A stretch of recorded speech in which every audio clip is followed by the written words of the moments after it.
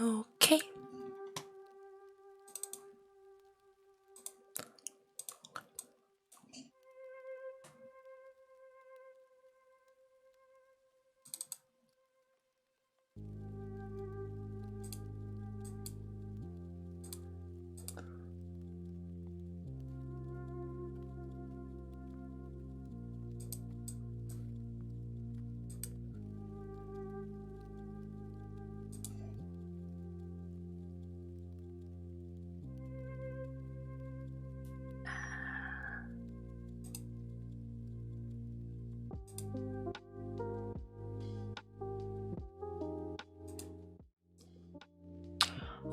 Okay, hello.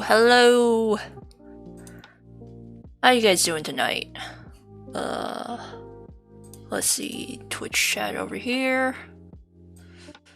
Okay, I gotta resize my windows just because, like, Okay. This over here. Stretch this over here. Then shrink this. Okay.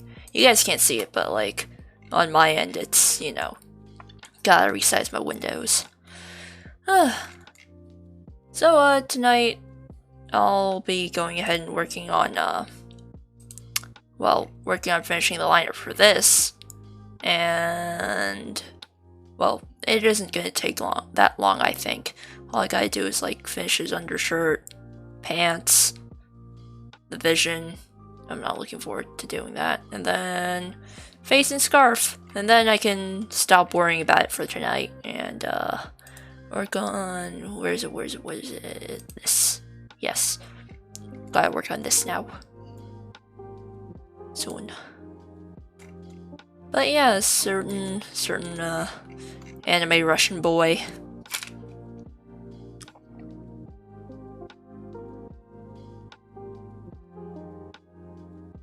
Mr. 公子达达利亚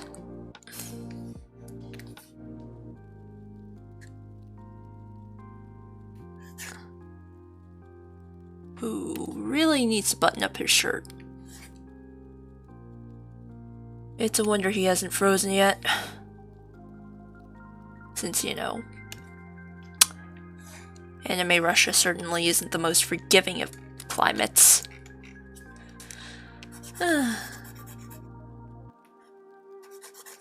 honestly, if by some miracle we manage to finish the subway loading screen tonight, I guess I'll start doing a proper rough sheet for Takia. Oh, I bet he came straight from Anime Russian that, But then again, apparently Liu is kind of warm, so yeah. But honestly, if this madman wears that in Russia, like, wow. He must really have a death wish.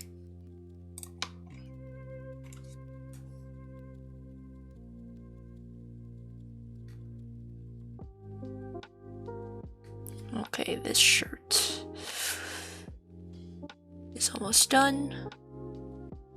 Oh yeah, it's for training. It says as he nearly falls into an ice hole that he drilled to fish in. Not gonna lie, he definitely gives me Thank you.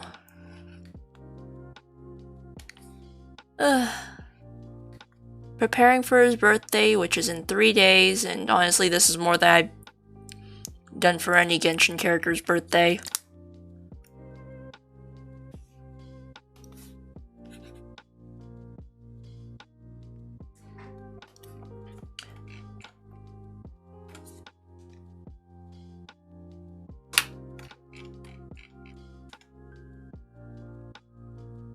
Like, I first got him because, herder bow user, herder the archer class is really made of archers, but like, he ended up growing on me somehow. Like some sort of moldy plant. I mean, I'm not complaining that much. Now, where's this stupid fucker's fishing? Ah, yes, there. Okay, so... yeah. He's a gross piece of mold growing on my account. Not that, you know, I was the one who saved up for months and saved up and rolled for him anyways. Though in my defense, it was because he looked cool to play. I never expected that he would actually be one of my favorites. Yes. Herder wet daggers go brrrr. And honestly, like, you know, the most infuriating part is that, like, oh, thank you for the follow, Select City. Oh, that name actually sounds very familiar. Have I known you from DeviantArt or something? Either way, welcome. Yeah, because, like, your username sounds really familiar.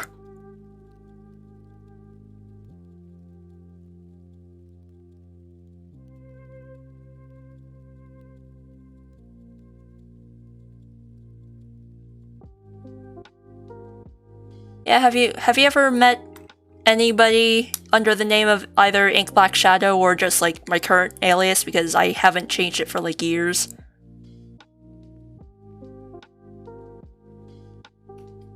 Actually, were you the creator of Translings or something?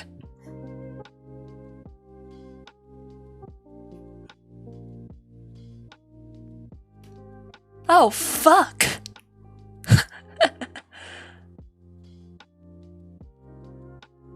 I actually still have, like, 3 of them. Specifically Orion. He's my baby. I love him. Not gonna lie, I was not expecting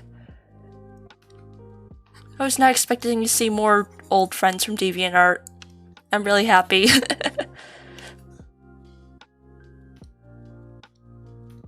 Oof.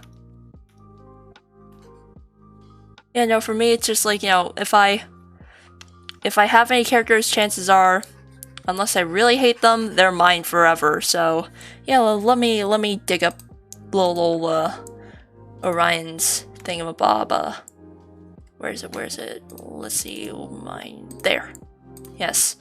I bought this one in like a trade with somebody like a long while ago for like $60 worth of hamster goodies, and he has never left my grasp. I may not draw a lot of him, but like, well, digitally anyway, but like, he still decorates my notebooks occasionally. Yes.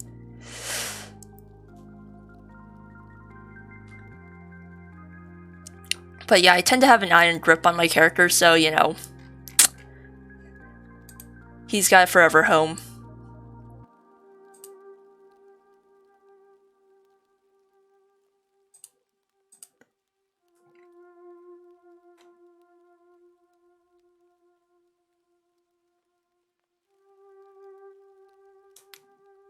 Aww. Yeah. You should, like, honestly I find character design to be the most fun part of really doing any piece of work. Like, I kid you not, my sketchbook is like 90% character design concepts. The other 10% is like thumbnail sketches for future artworks. That's it. I used to like do complete sorta Copic drawings, but then I stopped because, well,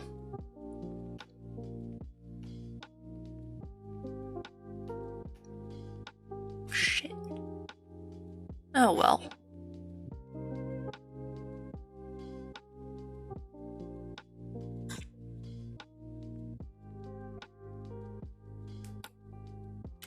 But yeah, I've honestly always liked their designs. They're all really cute.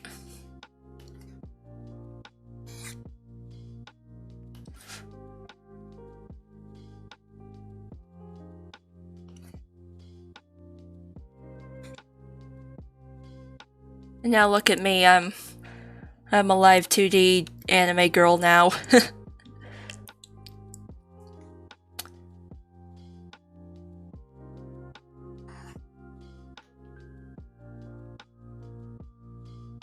To be fair, there is big money to be made here. Like, really big money. If you think about it, you know? Thank you, thank you, She's actually the second design that I came up with. Let's see, can I fish out the first one? Okay, the first one was actually this. A half body model that I made, and like, as you can see, I've separated out everything. Well, actually, no, now that I think about it, maybe you can't see it because, I don't know, can you? Let me, oh yeah, you can definitely see some of the layers on this. Maybe I should adjust the window size so that you can see more of the artwork.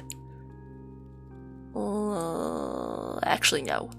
This window size is probably fine.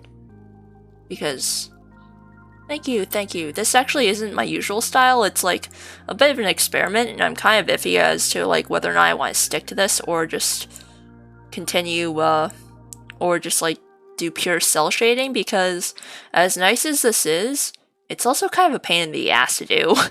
Because, well, I don't know, I just never really liked painting. Either that or like maybe the brush strokes on this were too small and, you know, maybe I should just go bigger and maybe then it'll look even better and it'll be easier on me. But like, yeah, this one was my original model concept, and that was like, you know what? 3 a.m. It's 3 a.m. I came up with something new and I was like, you know what? This does represent me more than the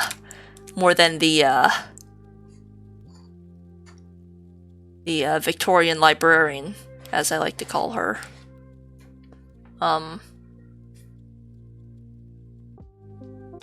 Yes, I actually did do the rigging myself.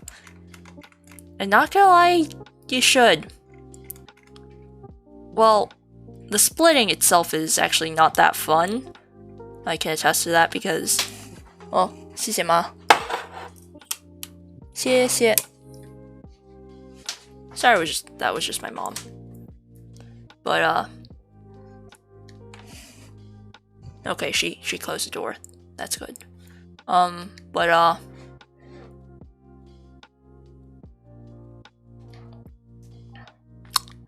actually, I should probably do the shoes on another layer. Yeah. But yeah, I think the worst part of the process is honestly just splitting the damn thing. Like, every single thing that you want to move independently of, like, another thing, you have to put on its own layer. And then, of course, you know, all the layers means, like, you know, you have to make the mesh for all of them, and that's honestly the worst part of the rigging process. And then it's just a matter of, like, well, doing some deform and parameter magic, and somehow, you know, boom, it moves. Like, I'm honestly not so sure how it works myself, but, you know, if it works, and hey.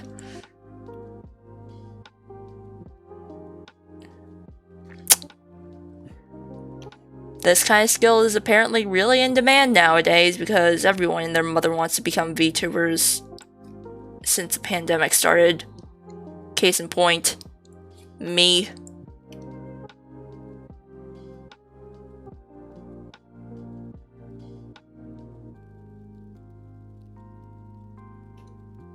Like, overall, in the words of the wise sage Mori Calliope, do it. I mean, oh yeah, I mean, like, if you want rigging to be done, well, there are two options. You can do it yourself, and like, I'm on Brian Tsuy's Discord server, which, if you don't know, He's the head honcho of Iron Vertex. One of like probably the most famous live 2D rigging sorta guild sorta thingamabob. They're like a group of really good live 2D riggers and stuff, and like they have a public Discord server where like I'm on it, and like, you know, there'll be lots of people there able to help you. Yes.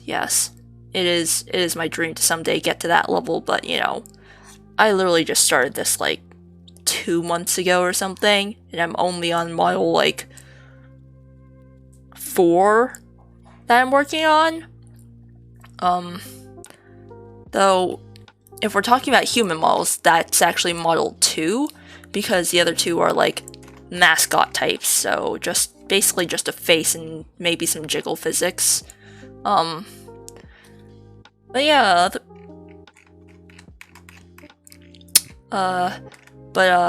in my experience, those guys have been really helpful in the learning process, and like, alright, have fun lurking. I'll still be here in like a while, but yeah, there's plenty of people available to help if you're stuck. The one caveat that I have is that Live 2D, although it has a free trial, you are very limited as to like what you can do, in the sense that like, although people say that you should learn on the free version of Live 2D because of the restrictions and it encourages good workflow practices, the nasty thing about it is that you're limited only to a 124 by 124 art mesh. No wait, texture atlas. So like, essentially all of your textures have to fit on that 124 by 124 canvas. And like, you know, if it doesn't fit, well, you're fucked. Or you have to like squish it down and make it work at the cost of like artwork resolution. So if you really want it to like export well, you gotta pay for it, which, although they have like a really nice student discount,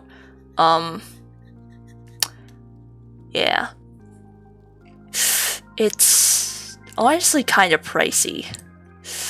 The student discount, you have to have like a .edu email, no buts, and it's $80 for 3 years, and as for regular pricing, that's like $100 for a year, which is definitely not worth it. Definitely not worth it.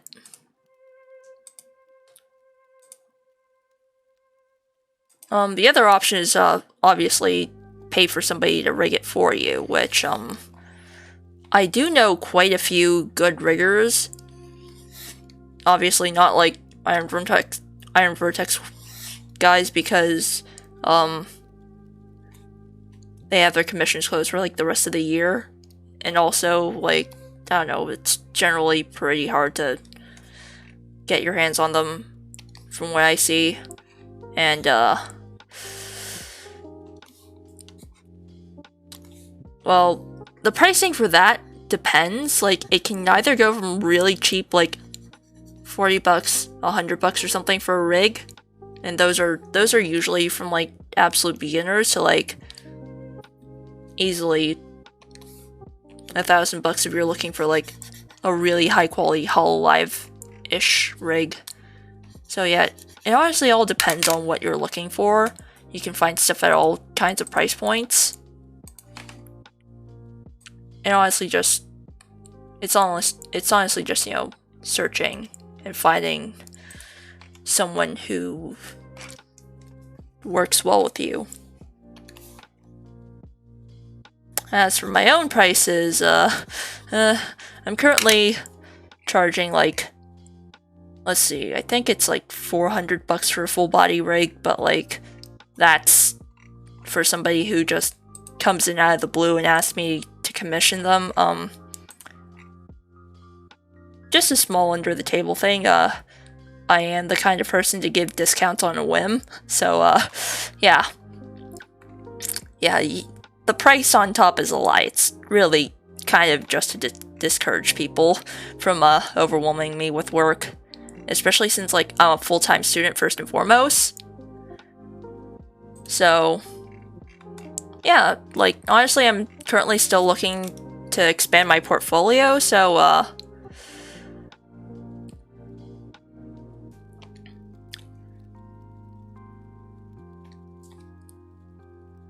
honestly, like, I don't think I have Twitter DMs open, but, like, if you're on Kay's, Discord server, just, like, shoot me a DM. My DMs are usually open, I think.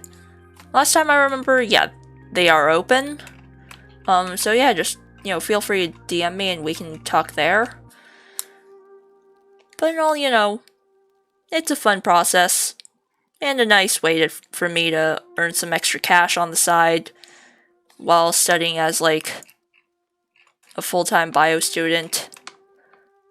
Which, you know, don't get me wrong, I love studying bio, but, like, sometimes you just want extra bubble tea money, you know? That's all I'm really looking for.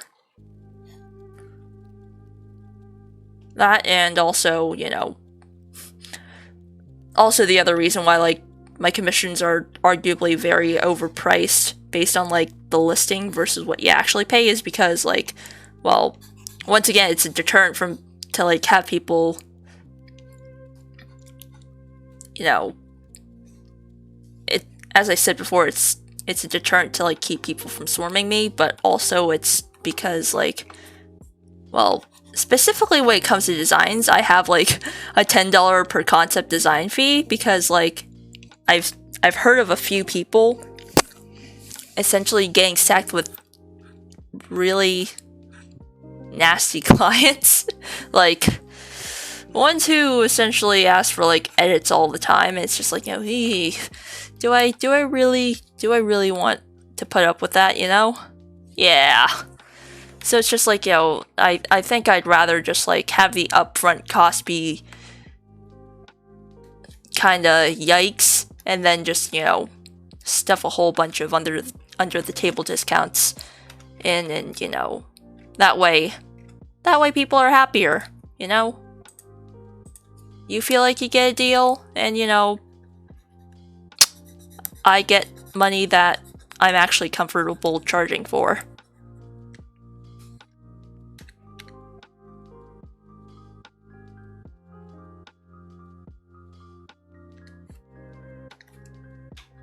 But of course, if Joe Schmo Rando comes in, like, I'm obviously charging him full price.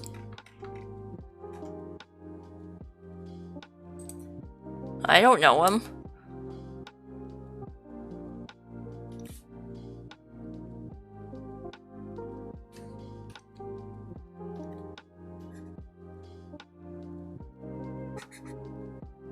Why should I extend the goods to him when he could fully take advantage of my kindness? I gotta vet first. But yeah, that's really enough of my rambling, so, any of you guys playing Punishing Grey Raven?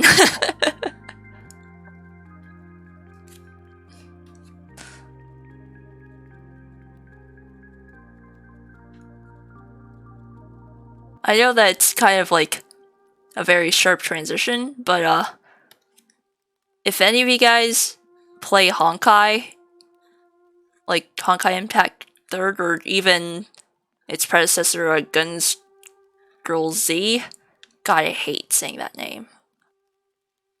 Oh, actually, like, if you have a suitable computer, one that can essentially run average games without dying, you can actually run it on emulator.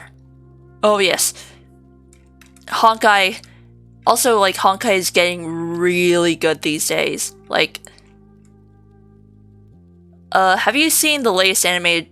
Actually, no, you probably shouldn't see the latest animated short. It's kind of chock full of spoilers, but, like, oh my god, it's so pretty.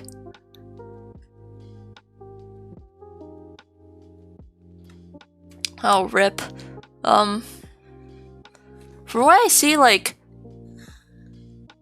with phones, punishing Gray Raven is honestly pretty light on them. The only person that I've really seen having trouble on like the official Discord server is somebody running an iPhone 4, and we're all just like, oh, that's like a decade-old phone. Of course it's not gonna run it well. We were all honestly surprised that the phone was still running these days.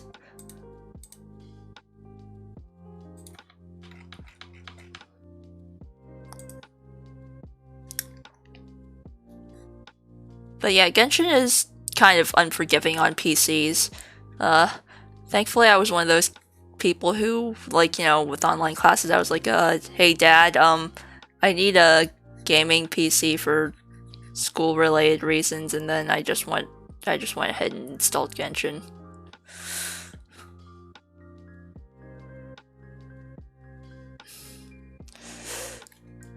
To be fair, I'm probably gonna need that in the future for like actual lab work, you know?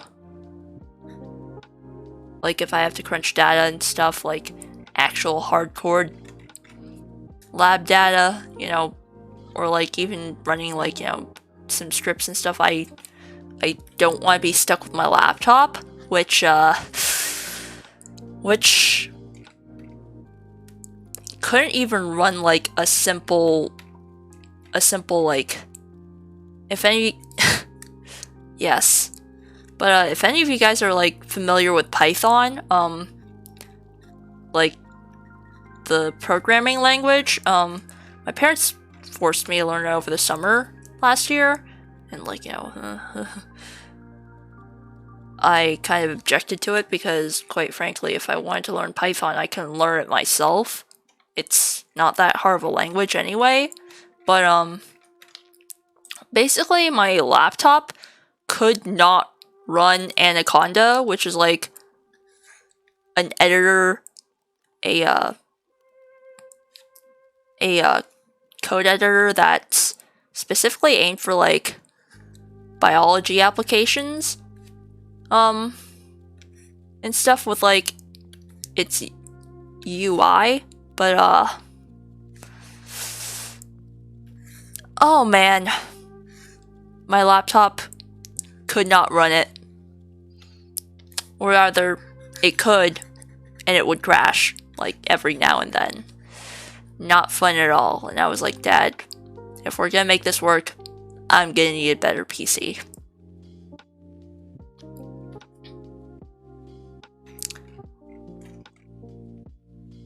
And that's the story of how I managed to convince my parents to get me a gaming PC. Yes, I can make Fatui Boy go slash.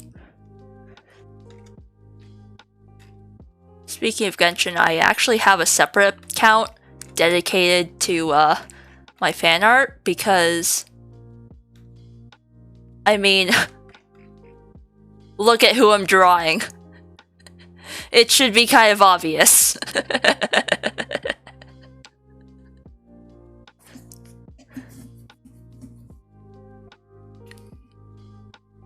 Yeah.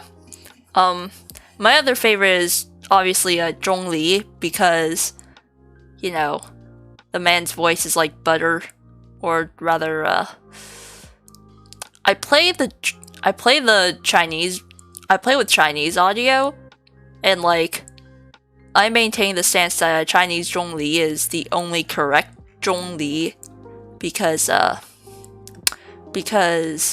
don't know, I feel like every other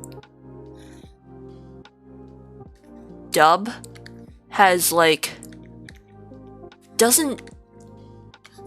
they don't convey the sort of zen peacefulness that the man is supposed to have, you know? He's supposed to be like an old, wizened Chinese dude who sips tea while like writing poetry, you know? He's essentially an old Asian grandpa. And like, the English version especially is like a massive offender of this, you know? Like, he sounds too tough in English.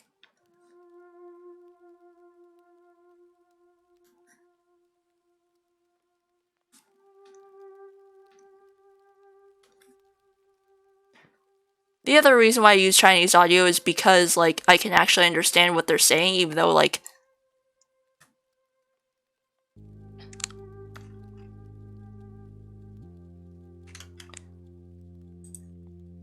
oh yeah, honestly, like, with the Twitter content, like, there's a reason why I actually keep all of my Genshin content off of my main Twitter nowadays, and that's because, the children are kind of scary. Not gonna lie. Like, the whole, Kaya Diluc thing, that whole thing, like, I'm not about to get into that whole debate of, you know, whether or not it's right to ship them. It's just that, you know, the biggest issue I have with that whole thing is that the translation's just wrong. Like, let me Google it, but,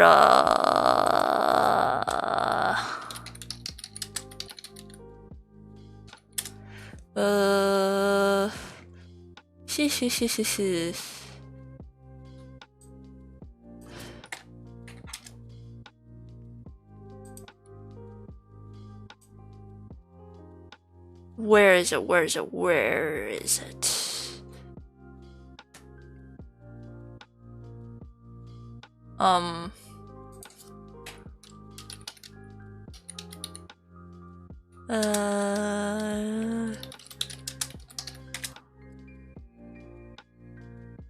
So, in China, there's like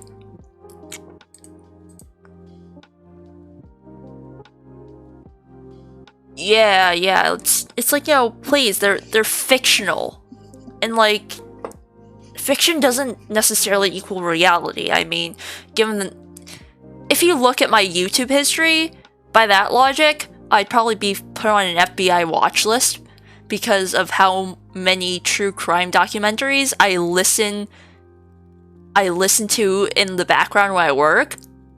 Like, no, I'm not an aspiring axe murderer. I just listen to the stuff in the background and stuff. Like, it doesn't make sense. It's just like saying that video games cause violence. What I ship has no impact on, like, my morality. It's like playing with digital Barbie dolls and, like, slamming them together saying, you know, kiss. Oh, but apparently, you know, blocking is only fine when it's us doing it to them. Oh no, they can't block us! Even though it's literally just a click away. And the more they interact with the content, the more the algorithm, which is dumb by the way, thinks, oh hey, this person wants to see more of it. So it shoves more of it into their face. Sheesh. But anyway, the whole thing with, like, Diluc and Kaya is that, like, the whole trope is that, in China there's, like, this thing called the, Oath of the Peach Garden, which is, like, for the uninitiated, it's, like, essentially the equivalent of, like, becoming blood brothers here in, like, Western media, where it's essentially, you know, you swear an oath, and then, like, you know, yay, you'll look after each other like brothers or something. But, like, in Chinese media, like, especially in, wuxia and, xinxia novels these days, like, because the Chinese government doesn't exactly like the big gay, they have to find ways to sneak under the radar, and this is one of the ways that they do it. And, you know, I'm not saying that MiHoYo intended to have, like, Kaya and Diluc be actually dating each other, but like, they certainly aren't stupid. They know this stuff. And like, seeing that Kaya and Diluc already have like fire and ice imagery and stuff, like, it's only natural that people will ship them together, you know? So like, what I'm saying is, MiHoYo knew that, and they're, by using this trope, they are deliberately throwing fuel on the fire. Like, creators like this, they are not stupid. They know this stuff. They probably did, like, extensive research before writing that in. And then, of course, here comes the English translation fucking it up. Like, seriously, translating it as adoptive brothers? We already have the same sort of concept over here. Literally, just looking like, I don't know, was it mafia films or something? I don't know, but like, we already have our equivalent in like Western culture. Just use that. It's already there. Nicely packaged, ready to use. Instead of like, and like, you know, that's honestly my biggest issue with the English translation in Genshin. It's that like, there's just so many things that could have been done better. So like, even though I am illiterate when it comes to Mandarin, like, at least I can understand speech. So I play with Chinese audio just so like I can essentially cross-reference the translations, and like, you know, if it doesn't match up, I can get kind of pissy over it.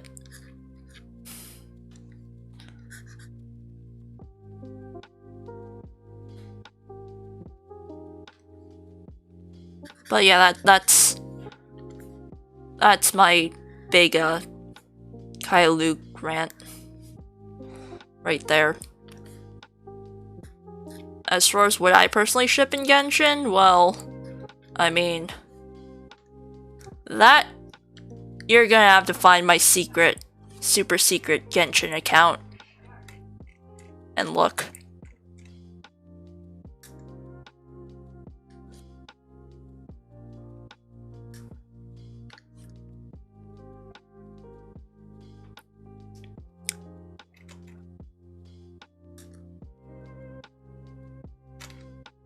Damn it, child, why do your sleeves have to be so goddamn complicated? Ugh. I think there's like this thing down here.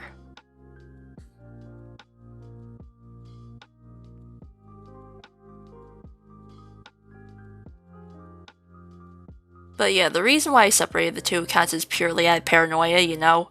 I don't want people trying to essentially cancel me by making mountains out of a molehill and stuff, and essentially affecting my business. When it comes to like employers and stuff, I don't really have to worry because Nowhere Online is like my actual IRL identity present. So like, you know, essentially my social media footprint is a blank slate. Oh, yeah. Like, I never really liked drawing fan art of Child because his design is so goddamn complicated, and I absolutely refuse to draw Zhongli, even though he's one of my favorites, because his design is even more complicated. Like, have you seen the patterns on that guy's back? Oh, man. Like, I get that they have, you know, access to fancier, more detailed techniques because it's all in 3D and they don't have to like draw the frames and stuff, but sheesh! Please, calm down with the detail. You're making us start very, very, very, very in pain. Yeah, like, Ningguang is another one that I refuse to draw, and like, Xiao is also kind of a nightmare. Keqing is kind of fine. And Child, child, I've just drawn too much fan art of him. I've practically memorized most of his design nowadays. Like, at least the major portions, such as, you know, his hair, the mask, sorta, the scarf, collar.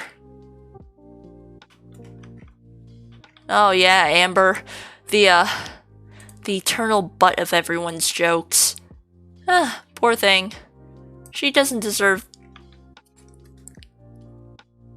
much of the hate that she gets, but like, yeah.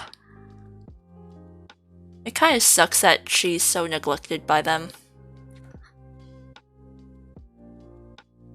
Hopefully they release something like the Augment Core system in Honkai, where older, more irrelevant units get essentially a facelift, and they're rendered like relevant again competitively. So hopefully Amber gets one of those, and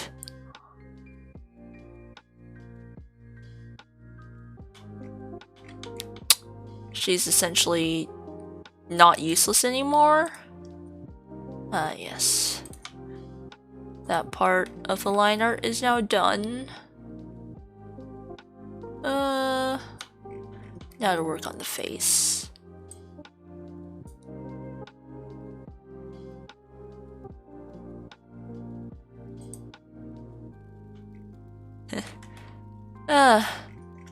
I mean, they currently have, like, too much money and milk from the likes of, Eula and the entire Inazuma cast.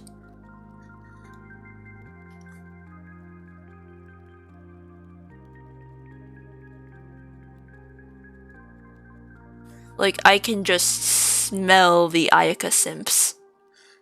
I can smell them. And, like, while I am personally excited for Inazuma because, like, it's a new place to explore. I've been itching for a new place to plunder for quite a while.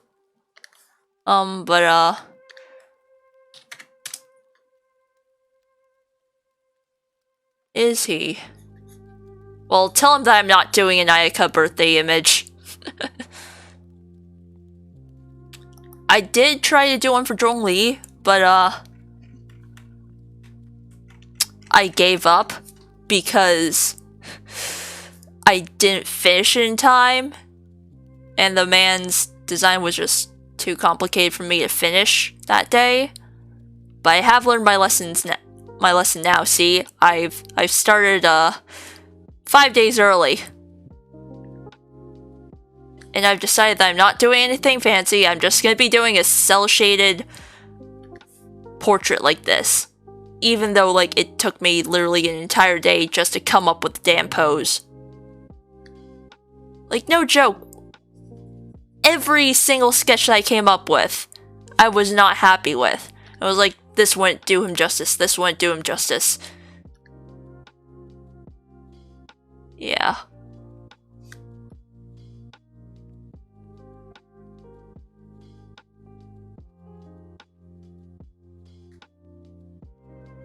I mean, he's alright. But I think I'm just gonna go ahead and sleep on everybody in Inazuma because, like, I have everybody that I'm happy with at the moment. Especially this fucker in question. And also just, like, I'm in need of equipment. Like, weapons. I gotta focus on gearing everybody that I have right now before I start collecting more people.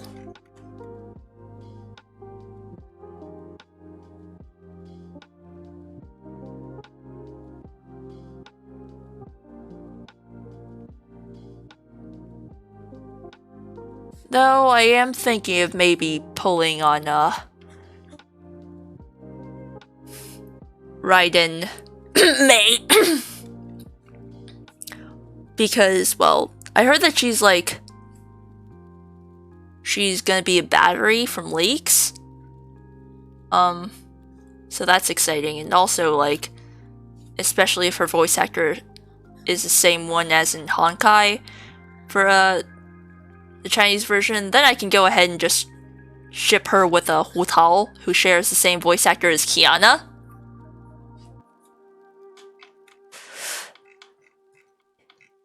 Yeah, Hu Tao is actually Kiana. You can actually hear some of Kiana's voice in her. The original happy Kiana before she got all depressed.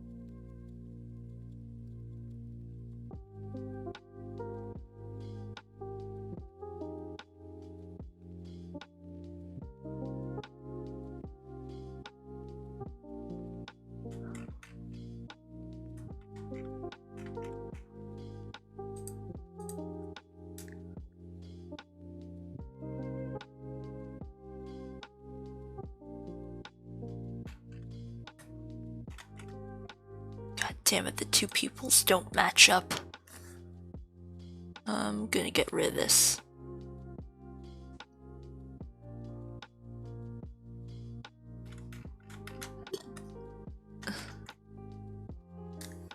And actually redo this.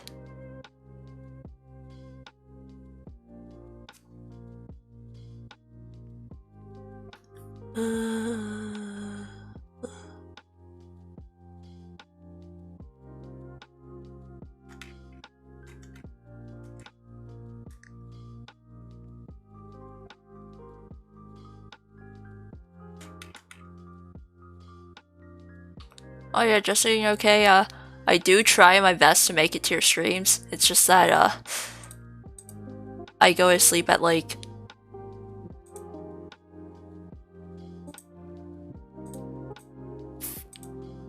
midnight, Eastern, so I'm never really awake to catch them. I'm sorry.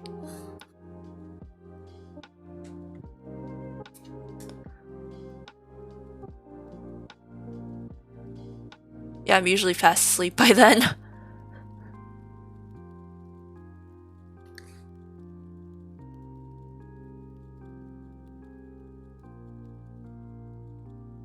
Oh yeah, does anybody else find that, like, ideas come best at, like, ungodly hours of the night?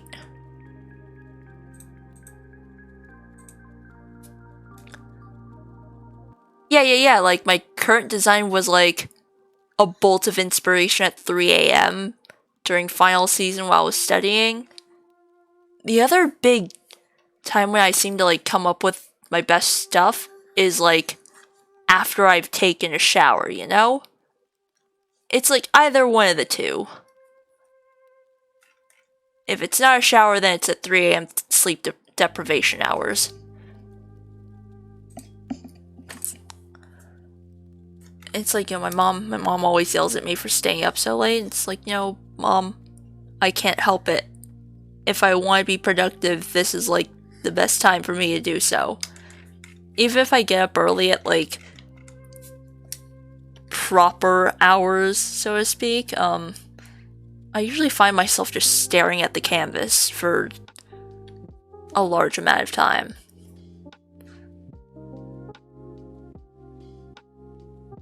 It's only really, like, 9 p.m. 9 p.m., like, Eastern that I really start to come alive. And, you know, obviously my parents hate that. They want me to sleep by, like, 10, like, you know, like a good kid, so to speak.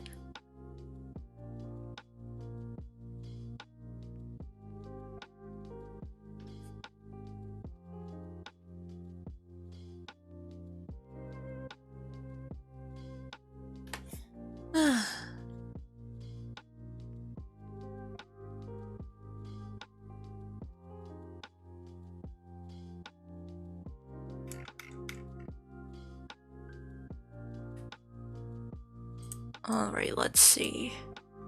Turn off this.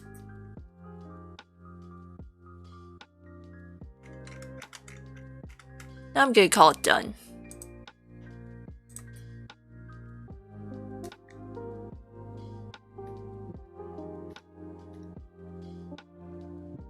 Actually, no, wait, I forgot his collarbones.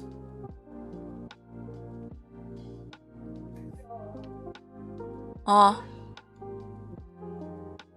Why am I? Okay, yeah, now this is done. Okay. Now it's time to work on other stuff. The main attraction, so to speak. Oh, thank you. Let's see. Right now it's the boring stuff, so mostly silhouettes. We got the man. We got one USC. Now we have yes. This is actually in 4K resolution because, like, you know, I don't actually have a 4K monitor, but, you know, Twitch resolution stuff.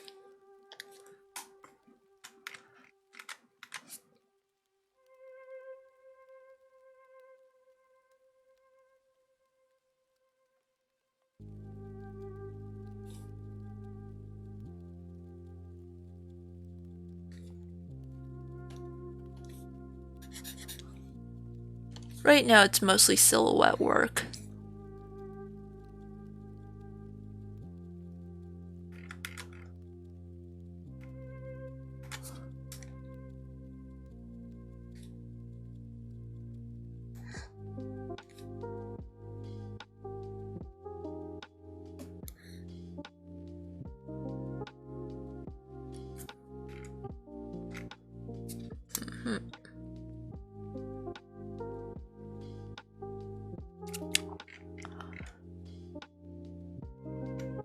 And then we'll be lining this.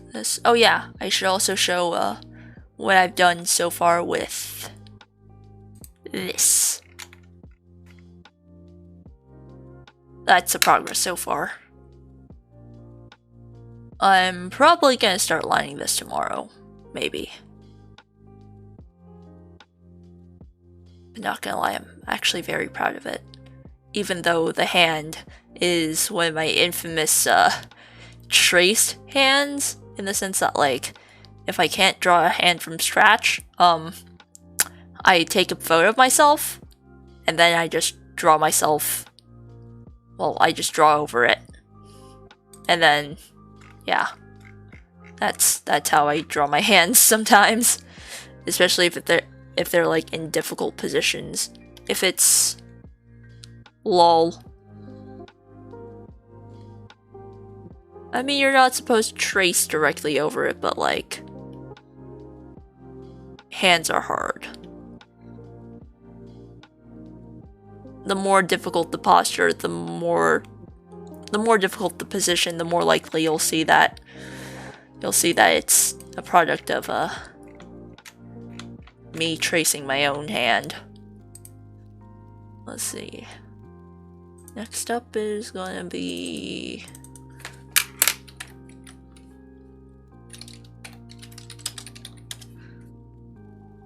Space Kid. I only call him Space Kid because he actually doesn't have a proper name. Even after, like, I don't know, 3 years of having him, I think. Still no name. He's the one that's, like, listed as free under my toy house. Which, he was free.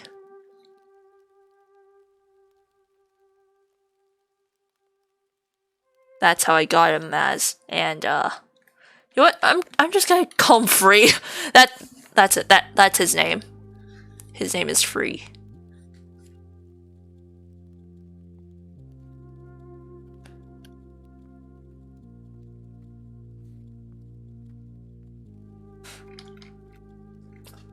To be fair, that's what he was known as for, like, how many years since I got him? A lot. So, At this point, it might as well just be his name.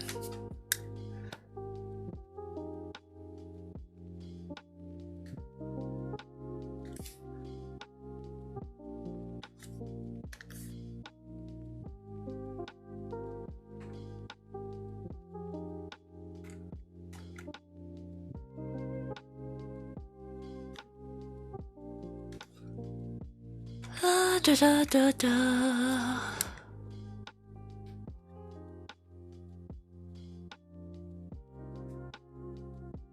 But yeah, this is all designed as like references to all of my characters as like silhouettes.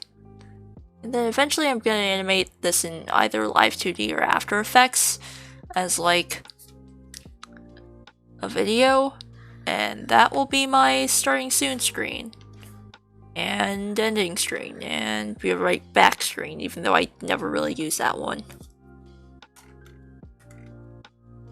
I'm definitely more of a just writing be right back on the art canvas rather than like switching to a dedicated overlay. Speaking of overlays, I only recently found out that I can have more than one scene and I can switch between them, and that's how I set stinger transitions. So like, if you look closely at the beginning, you'll see that like I have a fancy purple swipe thing that I bought off of Etsy for like I think $5. Yeah, that's how I managed to get it to work. Now, when I found out that I could have more than one scene for like different things, I was like, wow. I'm gonna use this right away. So it's like, here, let me demo. It's like, let's see this in chatting. Wait. I gotta change my model position here. There. That's much better. But let's see.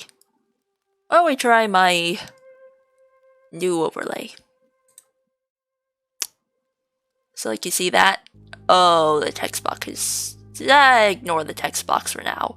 I'll fix that up once like I officially switch to this overlay, but this was the overlay that I commissioned. Yeah. As you can see, it's honestly really nice. Behind me is like actually a giant scissor. Yeah, it was money well paid. So this is the overlay and stuff, and like I'm currently just like switching between scenes in on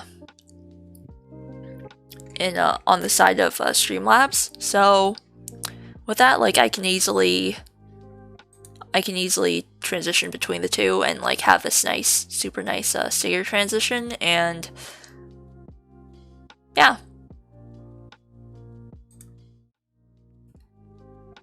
Although it's like something small, I find that small things like this tend to really make the presentation better. Alright, back to work. Oh, that zoom. Wow, that was very fast. Oh, a little disorient. I don't know. My mouse must have been like, hey, let's mess with this person right now. And well, yeah, we had ultra zoom.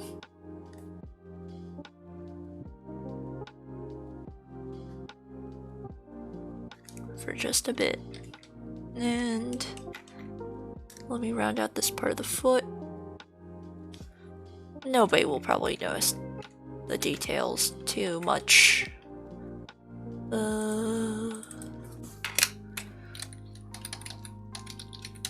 Liliana.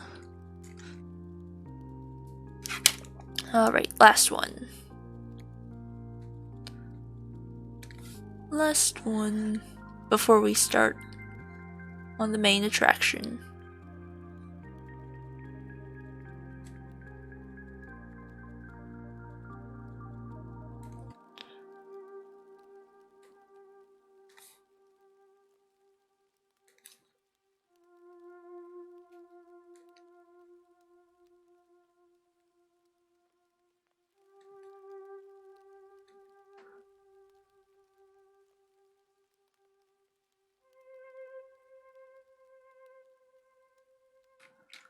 Not gonna lie, Liliana is also one of my favorite designs. She's just really cute, even though she's kind of shy.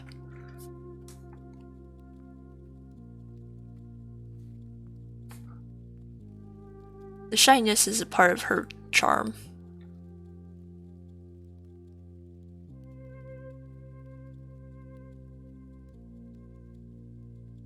Oh wait, I didn't have to draw in the boobs. He'll get hidden anyway. Whatever.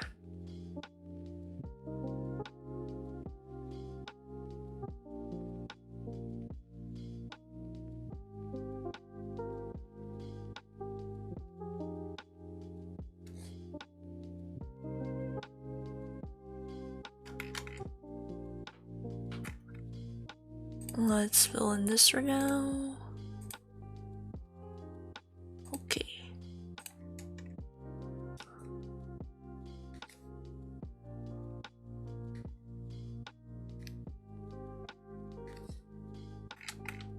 There we go. Maybe erase a little from this part. It's looking kind of flashy.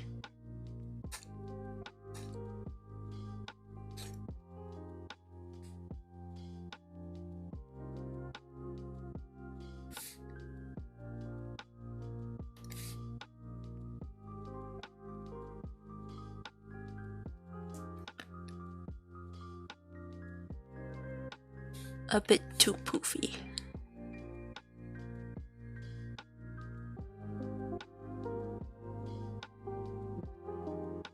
Alright, whose dog is barking at this hour of the night?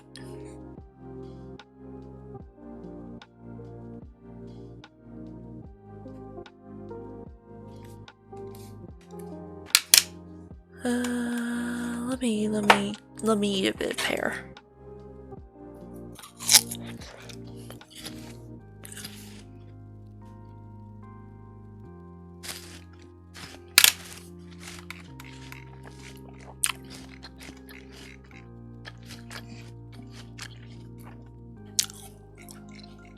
Pear good for throat.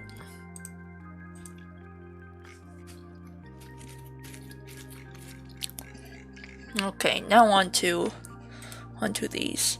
I should probably switch this to maybe 8. Yeah. Or actually no. I'll switch this to 4. Yeah. I'll align this a different way than I usually do.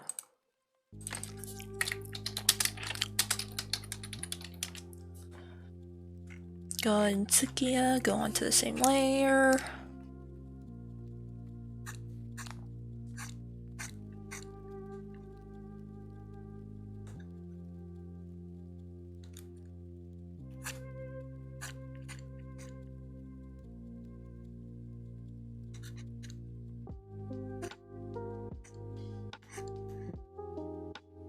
There we go.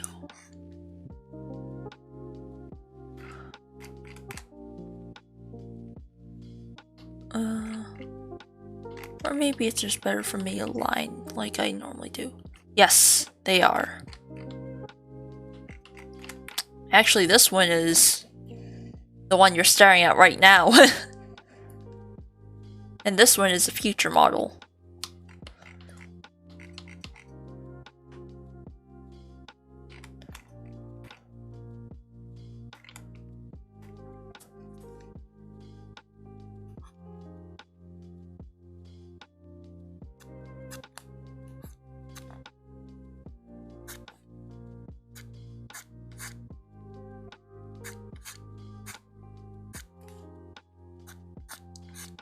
unfortunately, I haven't started on her model yet because I've been busy working on one that's currently prefab, and currently I'm trying to sell that one. So, you know, money first. Gotta get that dough.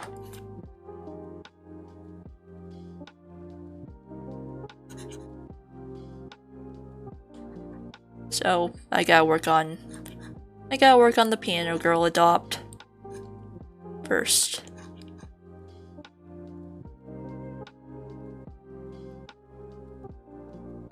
Before I can work on my own. A shame, but you know, that's how it goes.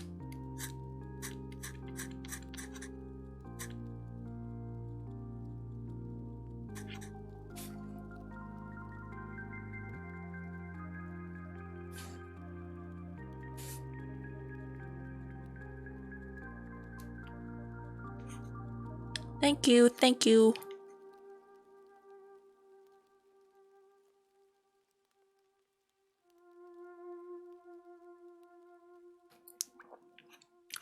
As far as this goes, this is gonna be my future starting soon screen. Once I finish this, as well as actually get a stream schedule ready, I think I'll be ready to maybe think about doing a debut. Maybe. It would be funny to do a debut and then just like immediately downgrade my streaming schedule to like once a week because the school year starts.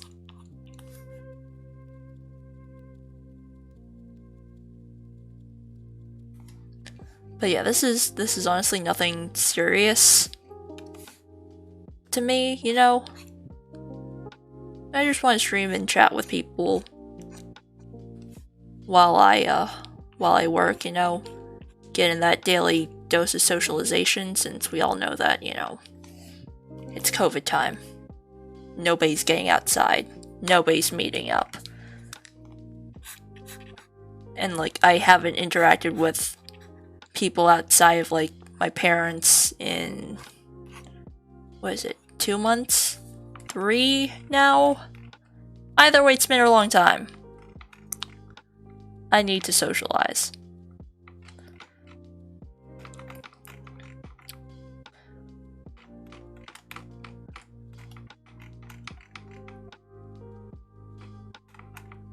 Let's see, do I want this to blink or... Nah, I'll just have these two be static. And then have these two, or rather, you know, these two just basically fade in and out of its existence.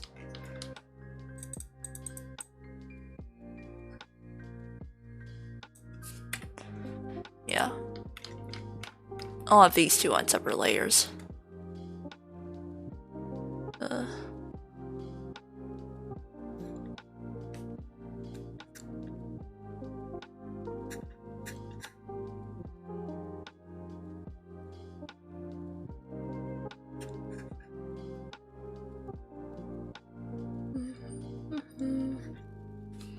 I should probably play some music on my end. Unfortunately, due to copyright reasons, you guys are stuck with the current... You guys are... Shit, it happened again. Because I don't want the Twitch police to mute me, or like, worse, you guys are only getting the lo-fi, Hang on, I gotta lower this. It's so loud I can't think. There we go. That's so much better. But because of copyright reasons, you guys are stuck with my current background music, which is something that I actually commissioned to be made for myself because I am admittedly a bit too lazy to go and find royalty-free music, so yeah. I am that bitch who went ahead and got custom background music when I barely have any following. I will add in the credit once I get my actual stream theme going, because that one has a... Oh wait. Really? Okay then. There. Is this better?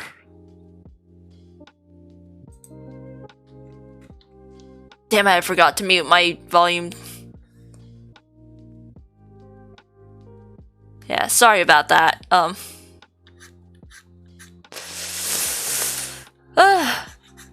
Let's hope that it wasn't enough for Twitcher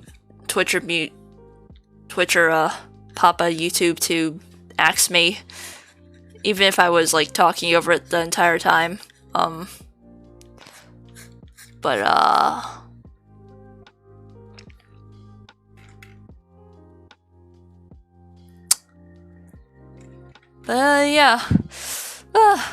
I didn't realize I had my system sound on. Because, like, actually, there should be a way to limit output to, like, certain applications. Maybe I should look into that later tonight once, like, you guys are all gone. See if I can limit my output to, like, only game applications or something, and then my Spotify will be free.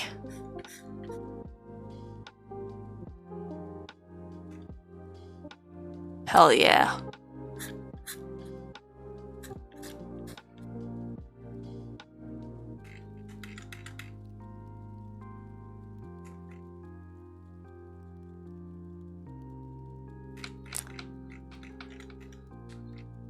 Oh, the teeth are too big.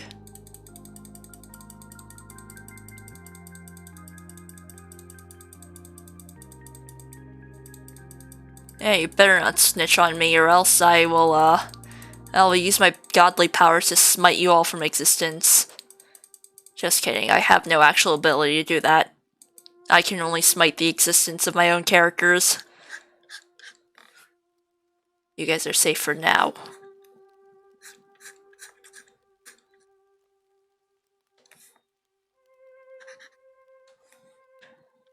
Fun fact, the whole concept for, like, my identity as a VTuber, so to speak, is that I am an all-powerful omniscient god, blah blah blah blah blah. In reality, it's just a cover-up for me to, like, essentially have a massive power, be on a massive power trip. As well as, you know, justifying my status as a, artisan rigger.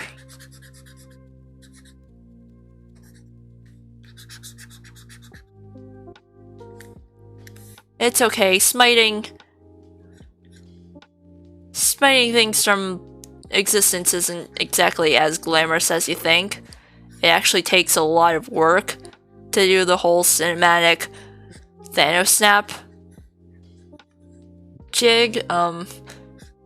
Usually my smites are very much more of a whimper than a bang.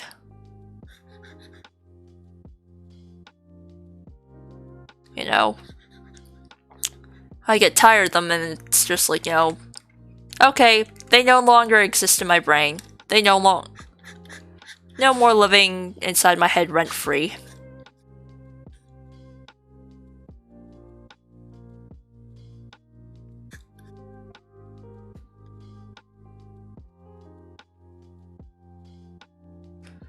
Nope. Unfortunately, you are a living and breathing person, you know. I can't do that. I can only do them to... I can only do it to my own characters. Sad.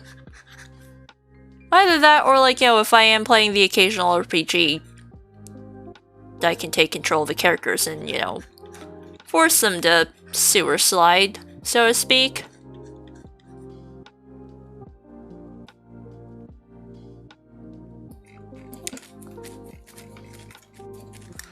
Though I wonder why Geodust specifically? Wouldn't Moondust be cooler?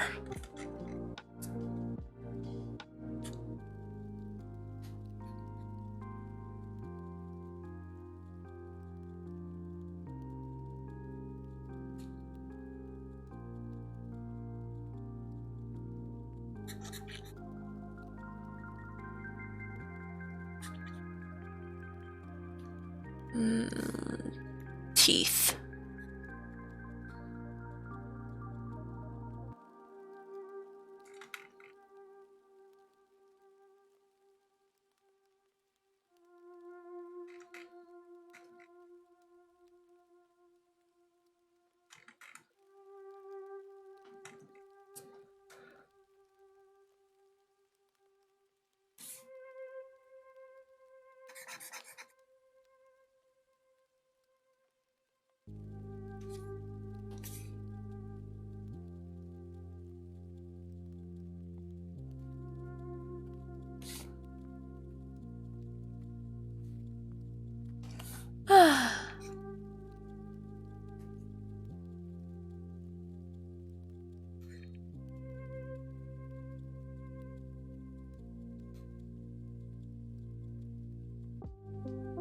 There we go.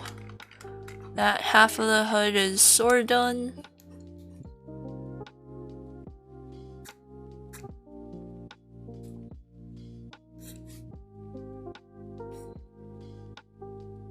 Now on to the weird demon hood thingamabob.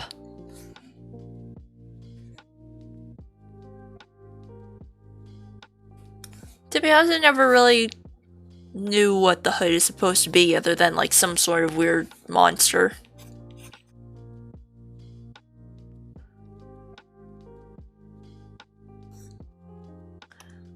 Maybe it's only a fraction of my eldritch form. Who knows? I have yet to design it. Maybe it'll come to me one night during a shower, or maybe at 3 AM once more. Who knows?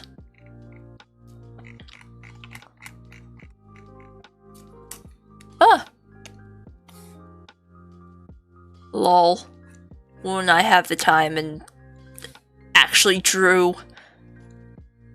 / rigged the model.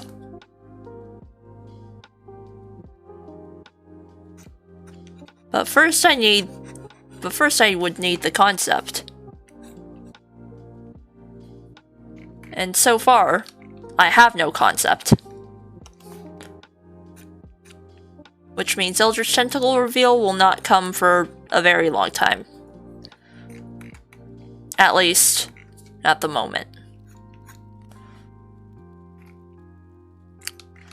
I can assure you that it will have a lot of eyes, though.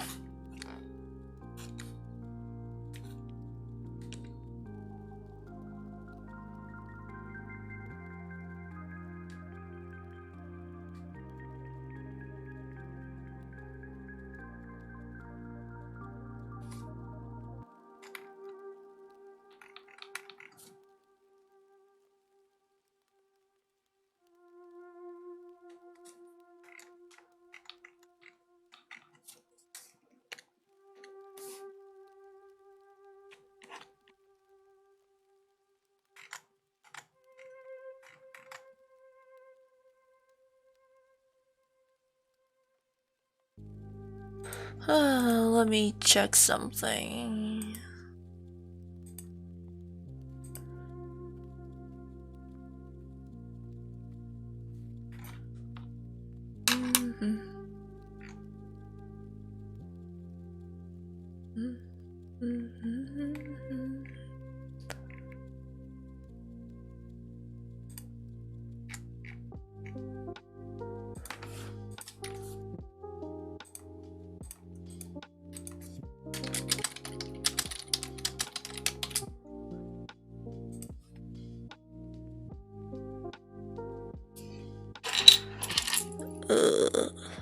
Hangnail.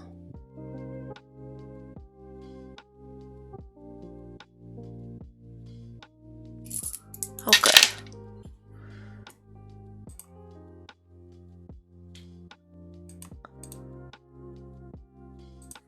Yes.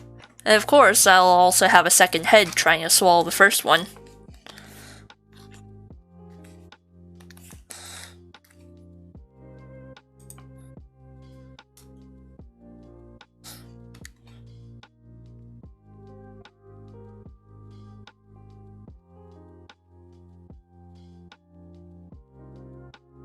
It's gonna be great.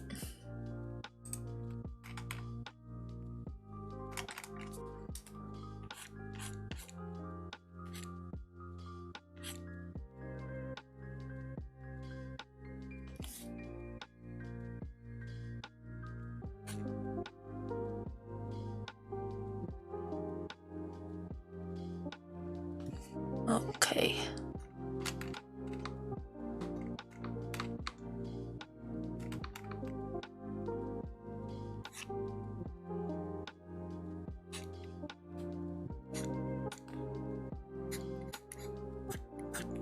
Sketch the outline of how I want the hair to go.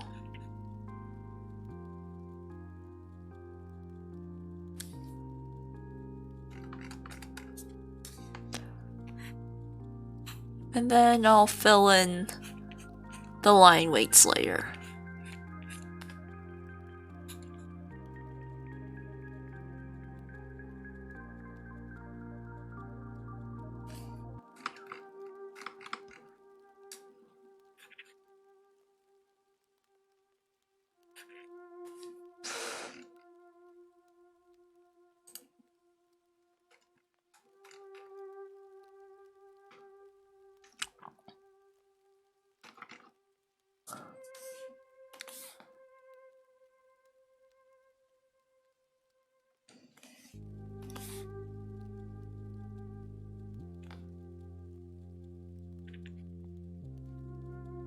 There.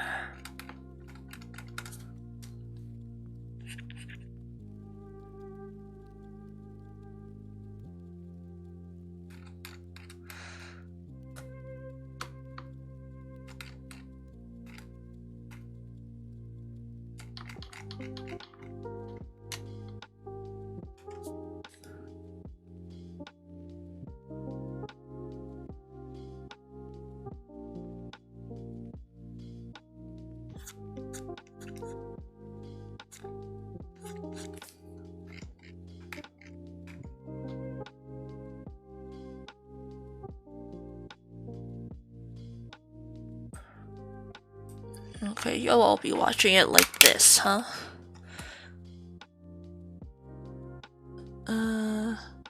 Actually, let's go ahead and fit to navigator, huh? Fit actually, what, 100%? Let's see, that's like sort of on a 4K monitor, sort of. Yeah, everything could be thicker, actually.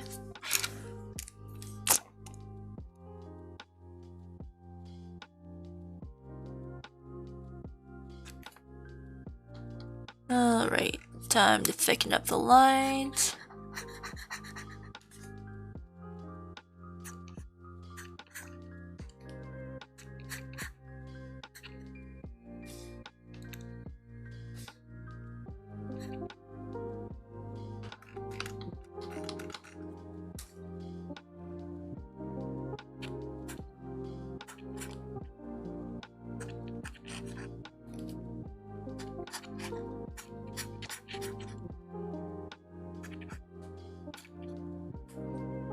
There we go.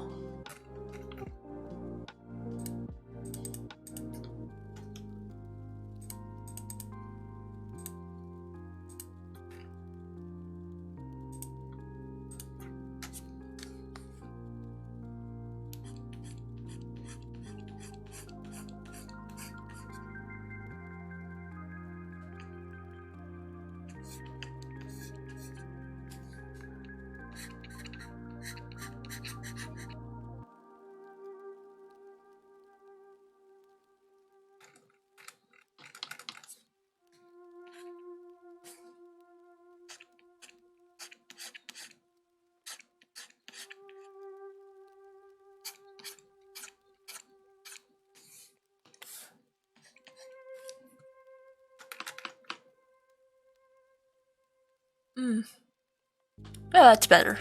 That's a bit better.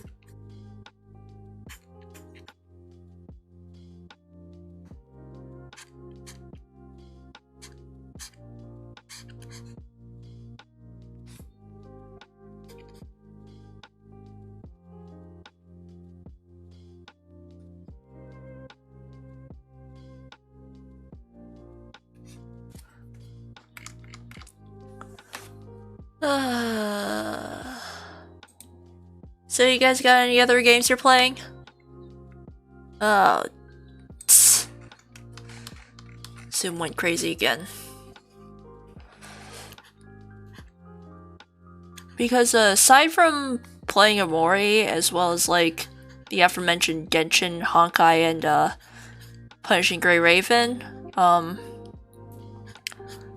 actually finally made it to Route E of Near Replicant. Oh, I should probably pick up Final Fantasy XIV again. It's just that, like, well, I don't know. Who do I play with? What do I play? That whole question. Also, like, personally, I just don't like the UI of MMORPGs in general. It's just, you know, they're kind of cluttered. Not that nice. But also, like, you know, apparently it's really good, and the current free trial is just, like, you know, level 60? Free? Damn, I gotta take advantage of that. But, as on my old account, I did, like, the old free trial where it was only, like, 14 days or something.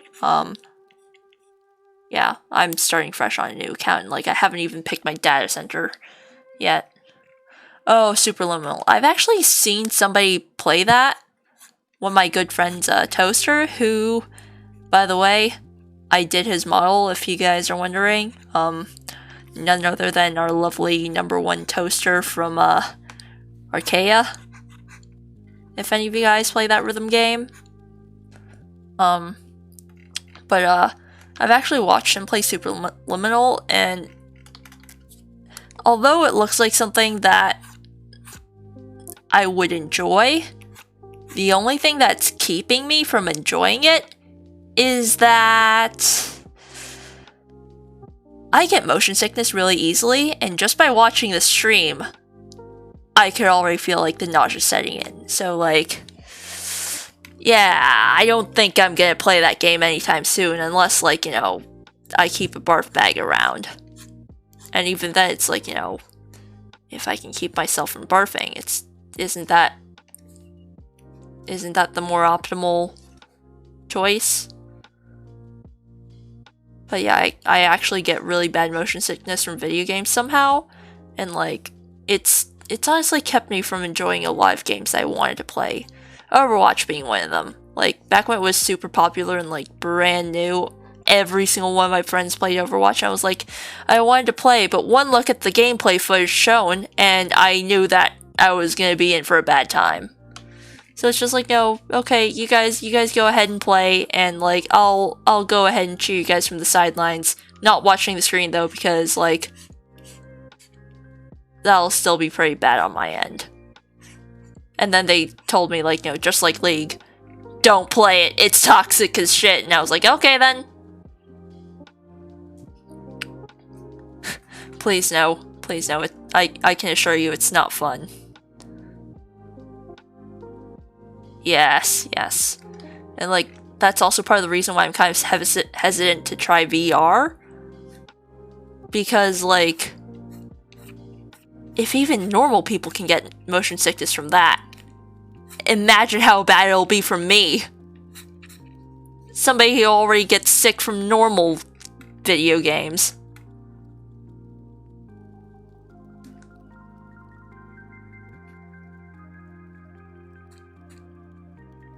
Yeah, like, actually the first game where I discovered I had that problem was actually Minecraft. Because, like, back when I was in middle school, like, Minecraft was starting to get popular, and so everybody at, like, the public library, which was, like, maybe 2 steps away from my middle school, like everybody would go down to like the computers and just like fight for who could play Minecraft first. And I gave it a shot. Nope. 10 minutes later, I was like, I can't do this. Somebody else take over. And, yeah. Nowadays I actually can play Minecraft, it's just that I cannot play in full screen. Like, I have to actively take measures against, like, motion sickness and stuff. But otherwise, like, if I do that and I take breaks every now and then, yeah. Not to mention I'm kind of bad at FPSs anyway, so yeah. Either way, it's kind of sad I can't play with my friends and all, but it is what it is. My genes are just this shitty, and well, there's not much I can do about it, is there?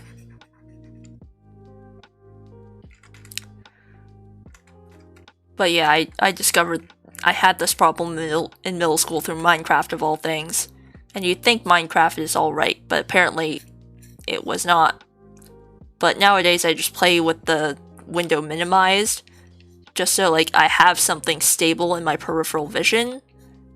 Or rather like the vast majority of my vision, and then like I'm fine. Especially if like I take breaks often.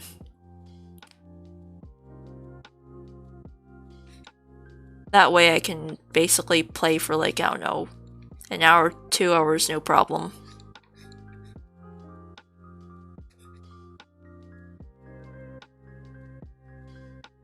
But otherwise, like, if I'm being honest, my favorite kinds of games are like JRPGs. Especially Yoko Taro's games. Like,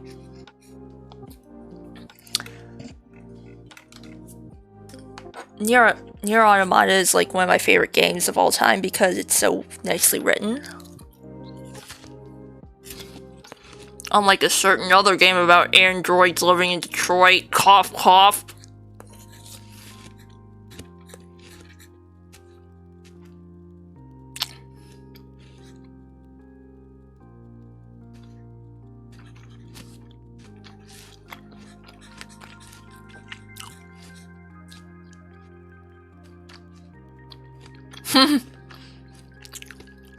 You okay, B?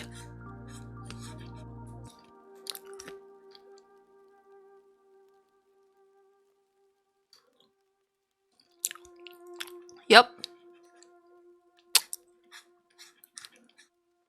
Though, I did try to play some music, and then I didn't realize that my computer audio wasn't muted, so, oops, Twitch police might slap me for that. Oh well.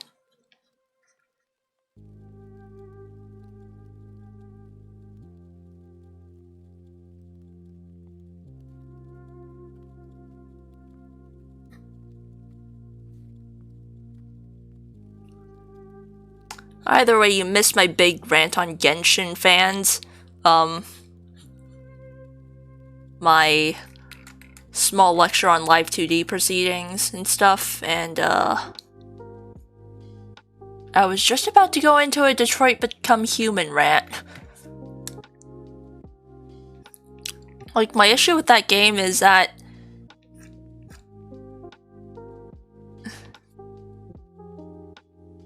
my issue with, like, Detroit is that, well, for one, it's nothing that revolutionary except for, like, maybe graphics. That's it. It's literally a QTE visual novel. And I don't know about you, but that sounds mighty boring, you know? And also just, like, sure, if it's a visual novel, then, like, the story has to be good, right? Nah. I do not like David Cage's writing at all, and, like, one look at sections of gameplay, I was like, oh yeah, this is gonna be bad. I am not playing this. Especially with the whole, androids as an allegory for racism part. Oh boy, was that bad. And like, I'm serious. And like, I'm sorry, David Cage, but you say this is a game about robots.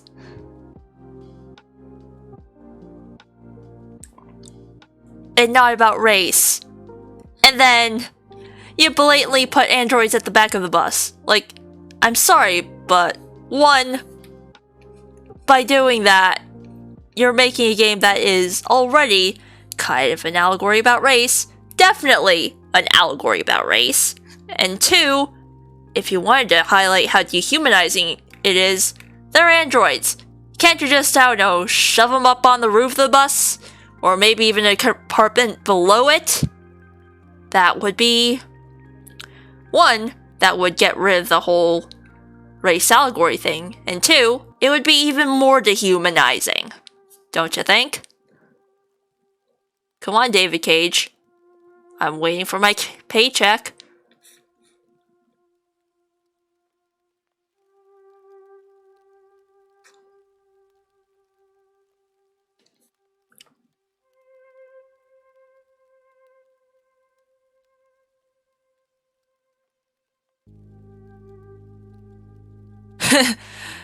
Yup, KV.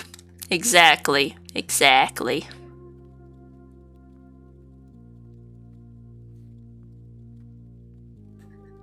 It's just like, yo, if you're gonna make them not be treated like humans, and you say, you know, this game isn't about race, like, come on.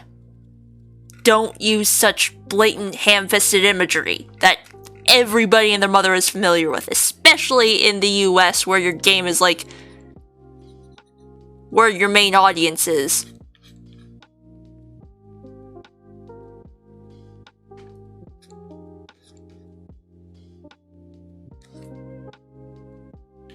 Yeah, exactly.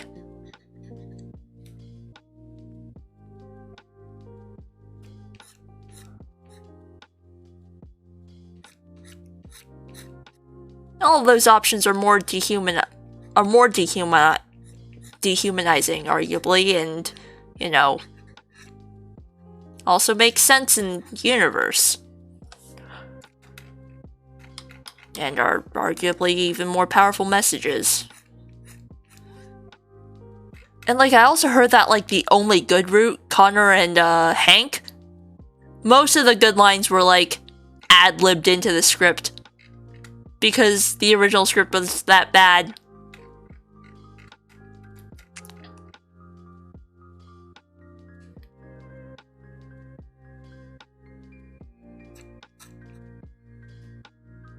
And also the whole thing with like Kara and the child.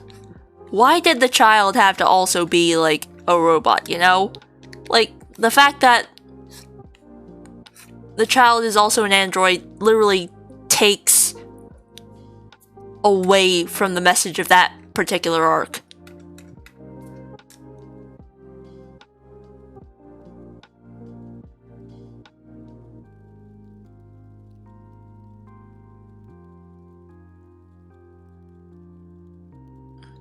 Honestly, if you guys are looking for a better game on androids with like similar topics, just go play Nier. It's 100 times better, even if it is a classic Yoko Taro tragedy boner. His tragedy boners make more use of the video game medium than, like, David Cage ever has. Like, seriously. I also take issue with the fact that David Cage is trying to turn games into, like, movies and stuff. No!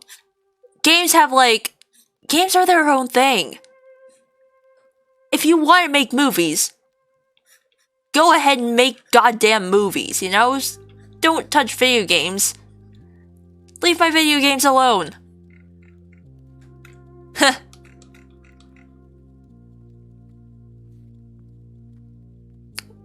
Because, like, I don't know, this is, like, going kind of into, like, design philosophy and stuff, and, like, while I may not be a game designer, like, I don't know, I did look into this stuff a while ago because I've always honestly wanted to make my own game. It's just I never had the resources, and two, all every single time I tried to write like a plot or a concept, I was like, no, this is shit, and I gave up. But like, games as a medium like involve a lot of audience interaction, and like with that, you can do lots of things to like subliminally input like messages that you want to convey into the media, whether, you know, for better or for worse, I suppose. But like, David Cage just basically uses, you know, glorified visual novel content. And, you know, his story isn't even good enough to back it up. And, like, what irks me is that, you know, visual novels, like, they understand that, you know, yes, these are visual novels.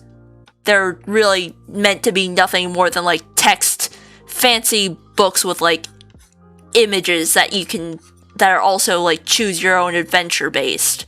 You know? That's it. They're not really trying to do anything higher than that, except maybe, you know, maybe if the author is, like, you know, particularly competent or something, but, like, they understand their capability as a medium, and, like, they aren't trying to be anything else. David Cage, on the other hand, thinks he's making a fucking Hollywood movie with CGI. And, like, that's what I take issue with, because if he's gonna be producing this giant-ass, state-of-the-art 3D animated game in current era, like, in, like, Unreal or Unity or whatever they're using these days, like, there's just so much you can do with games as a whole to convey your message that doesn't that doesn't involve seeing button, pressing button, looking at movie, seeing button, pressing button, watch another cutscene. It's... And also just, like, you know, the fact that there really isn't much of a choice, you know? Like, sure, you can fail like QT and stuff, but, like, I don't know. I just take issue with his whole design philosophy as a whole. Like, sure, Yoko Taro's writing may have its faults, but at least he knows how to use his games to convey the messages he does. And, like, the world building in Nier and stuff is, like, fantastic, arguably. And, like, honestly, I could probably write an entire essay about how Nier Automata, like, explores things like philosophy and stuff, even if, like, you know, the bosses are kind of ham-fisted and whatnot, but, like, even so, like, that's more of an effort at being,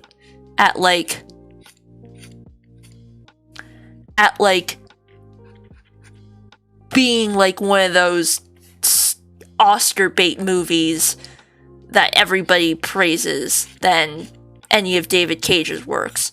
Because they at least inspire you to think about, like, the world at large and the human condition and all the artsy stuff that, you know, those people harp on and on about. But, like, David Cage, the only lecturing you'll ever get from his games is just talking about how bad they are. If they even can be called games anyway. So honestly, like, yeah, those are my thoughts on David Cage. He should really just think about actually becoming a Hollywood producer and leaving the game industry alone. I hope my rant was at least kind of cohesive. Even if it was, like, kind of scattered, you know? I don't know, it's almost 11 at night.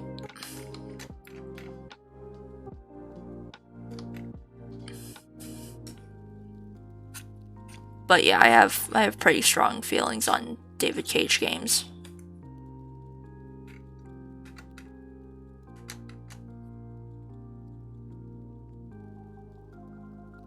Meanwhile, my dad just, like, calls my games, you know, trash. They're not real games. and he expects me to go play League even though, I was specifically told my friends not to, and I plan on heeding that advice. My dad's like, oh yeah, real gamers play League and World of Warcraft, and your games are just, casual games. I'm like, yeah, sure, my game's made for casuals, but like, do I really look like the type who wants to play PvP? Like, no doubt, I am the kind of person who gets pretty stressed out by competition. Another reason why, like, I wouldn't be good at FPSs. Because, like, I don't know. I already get stressed out enough during exams when I know I'm competing against, like, the entire school for marks and stuff. I don't want the stress of, like, playing video games to quote-unquote relax and then just, like, having to worry about rankings and whatnot, and, like, if I'm gonna die or if I'm, like, low on health and, like, I need to heal or I need to get my ass to healer or else I'm gonna die. Yada yada. Or, like, being told that, I'm shit. Even though, yeah, probably I am shit at playing, but just because it's true doesn't mean I want to hear it over and over again, I get it. I'm bad. What are you gonna do about it,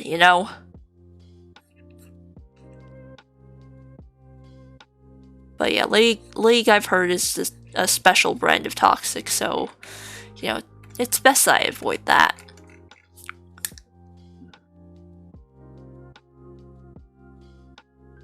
Yeah.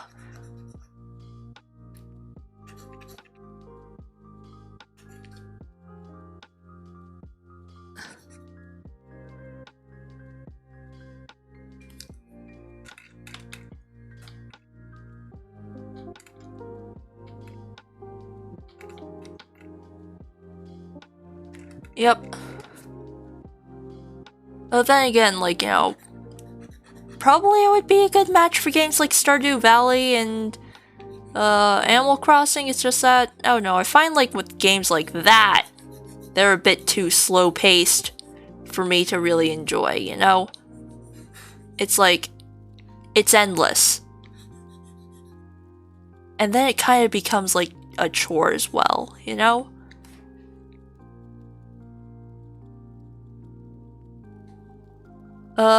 Yes, and honestly I find Terraria to be even more stressful than Minecraft. Like, I find Minecraft to be bad enough at times because I only ever really enjoy the crafting portion.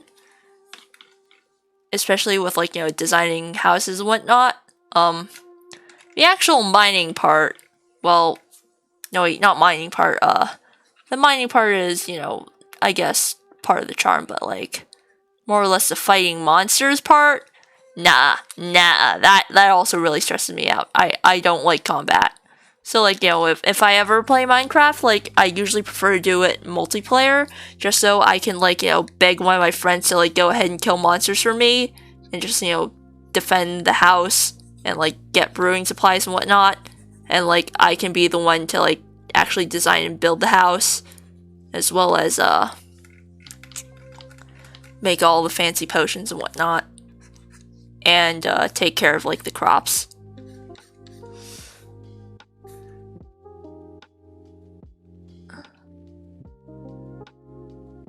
In fact, I seem to have the most fun playing Minecraft on, like, creative mode.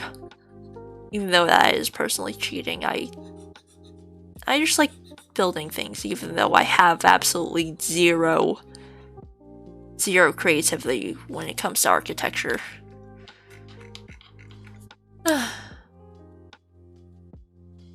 So, more often than not, my builds actually come from, like, Planet Minecraft or something, where I just, like, I look at the build in, like, their viewer, and then I just try to replicate it. Or, like, I find a really nice tutorial to follow, and yeah. But I did remember I downloaded Terraria once on, like, phone.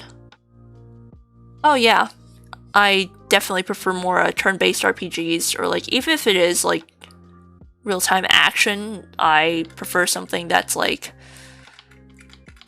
I don't know, really more story-based than anything.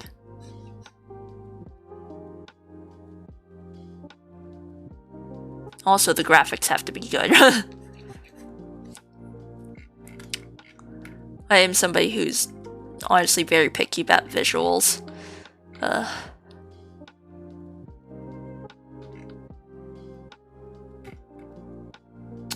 And before you say Persona, yes, I have played Persona 5. I do have Persona 4, but I dropped that one because, like, I say I am spoiled by Persona 5, but, like, you know, as a joke, but, like, honestly, it's kind of true. After seeing the 5 engine at work, and just how nice the graphics are, and, like, the 3D models, I can't go back to 4. You can see how dated the graphics are, and like while that has its own charm, like I wasn't around for that era, or rather like I was around, it's just that I wasn't playing video games back then when Persona 4 first released, so it doesn't have that nostalgia factor for me. Unlike the original pixel Pokemon games, I mean, though honestly pixel art doesn't age as badly as like 3D models do, actually. If you look at like the old Pokemon video games, like the Game Boy DS eras, the graphics actually hold up pretty well, in my opinion. But that's because, you know, pixel art as a form hasn't really changed.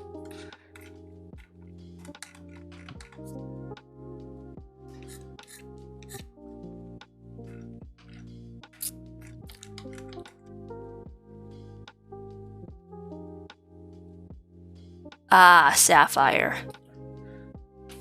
I heard they're remaking Diamond and Pearl soon, but I don't think I'm gonna be picking that one up, if I'm gonna be honest. It's Diamond and Pearl, and like I heard that they're essentially trying to do a one-to-one remake, and it's like no. If we're getting a remake, I'm expecting like quality of life upgrades, like with the Omega Ruby and Alpha Sapphire. Like, I'm expecting something like that, where they add something new to the table, not just a 3D version of the originals. And like I said before, like the old games honestly hold up pretty well these days. So it's just like, you know, why would I play the remakes when I have the originals? Or rather, I lost the original version of Platinum. The original Platinum cartridge I had, so I went ahead and got an emulator ROM instead. And I have never completed Platinum, actually. The first Pokemon game I've beaten the Pokemon League on was Black and White, and let me tell you, I think that one was the peak of like the series as a whole, and also what got me into JRPGs in the first place. Because like, you know, although in terms of like JRPG standards, like the story is kind of meh. Back when I was like in 5th grade, and you know, I had the only video games I had played were like, you know, Mario before this, and like, you know, a bit of Platinum before I lost the cartridge. Like, I didn't have many video games as a kid, and honestly, even now my library is still kind of small. Seeing, and also like all of the characters I had ever known were like from cartoons, where like, you know, good guys were always good and like, you know, bad guys were always bad. Seeing like somebody like N, where he wasn't explicitly good or evil, just very, very misguided. I don't know, like, that really left an impression on me. It was like discovering it was like discovering chocolate for the first time, you know?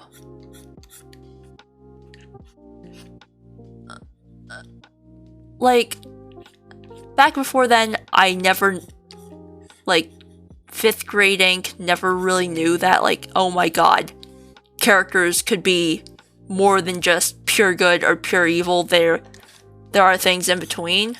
Granted, like, I did have an issue that also kind of prevented me from, like, seeing that earlier. But, like, now's really not the time and place to discuss that, really. But, let's just say that I had that issue, and, so seeing N, and that he wasn't, well, he was a part of the bad guys, but he was honestly not a bad guy, so to speak. Like, that really shook me as a kid. And also the fact that, you know, Team Plasma was kind of a dig at PETA, the organization.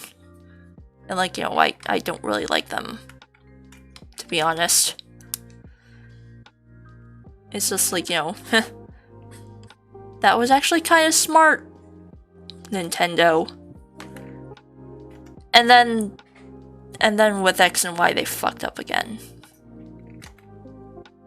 It was like, oh, fancy features. Let's throw all the advancement we made in, like, writing quality out the window in favor of experimenting with the 3DS. And of course, the graphics weren't that good because, well, first game on the gen. On the console. Yep.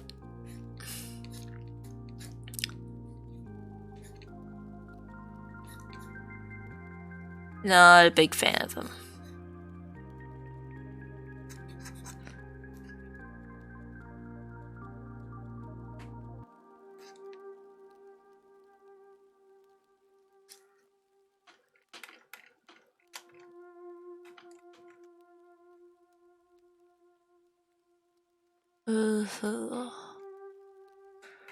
What else to do? Okay, this.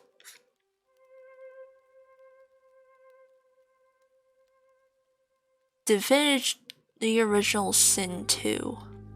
Huh. I'll look into it. What platform is it on? Or platforms?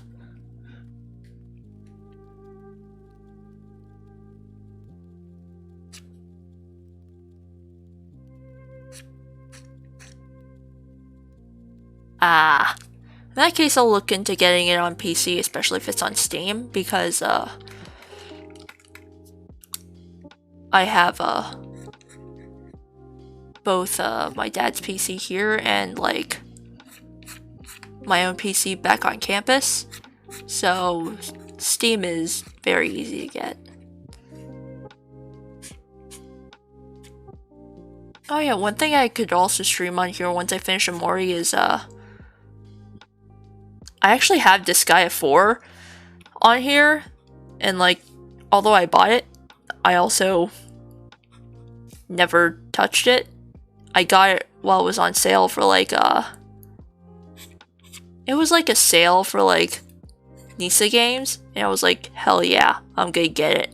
And then after that, I just didn't have the time to play it, so, you know, maybe if, when I finish Amori, I'll go ahead and stream that.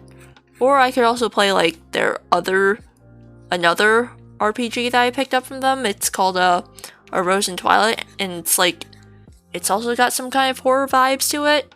The artwork is really lovely, though, and it's kind of a puzzle game. It's about a girl with, like, this parasitic flower that allows her to, like, suck, color out of things and, like, freeze them in time with, like, blood.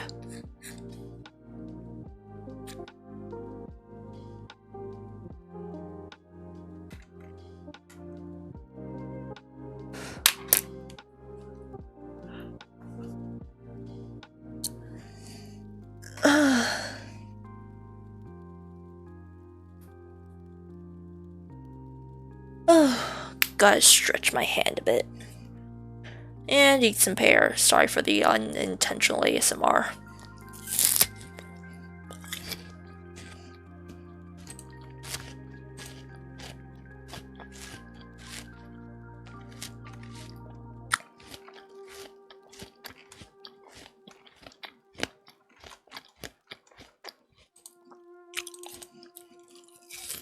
Mm.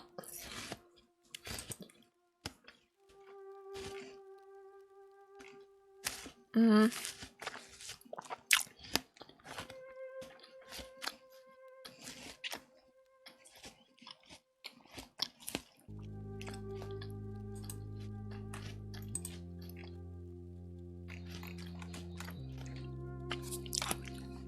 Yeah, it's one of those Asian yali pears.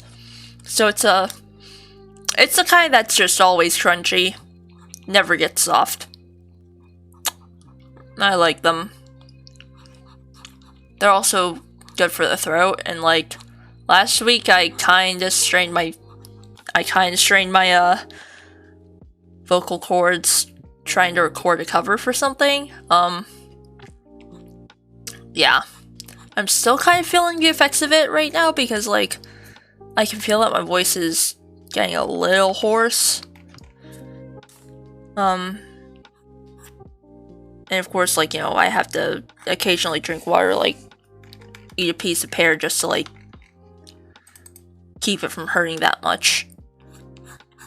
But I think I'm gonna go on for like maybe half an hour more and then log off for the night because, still gotta rest my voice, and also I gotta get to sleep, otherwise my parents would yell at me. That kind of stuff. And while yes, I may be an adult, I'm still living with my parents for the summer, so they kind of have an iron grip on me. Obviously my mom is not gonna be happy if she hears that, but she doesn't know my Twitch. And if she does find out my Twitch,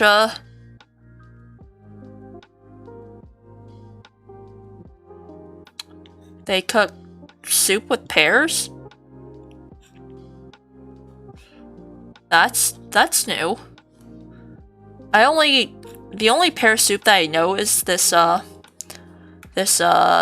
traditional sort of drink that my mom makes when, like, we're sick, where it's basically pear and, like, rock sugar, and you basically boil the shit out of the pears until they're nice and soft, and, like, apparently that's really good for the throat, too. But I've never really heard of pear and pork ribs. Sounds kind of weird. Might want to try it.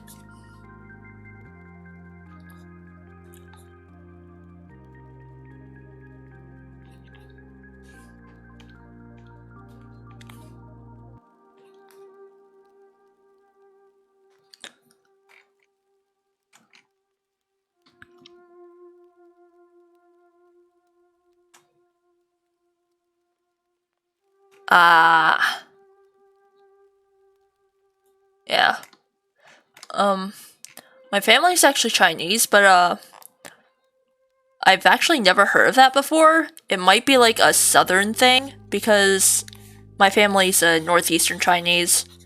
Actually, no, my mom's northeastern Chinese, and my dad's from Xinjiang, so that's like all the way in the west, near like the desert, where they don't really have any veggies and stuff, and they just eat lamb all day.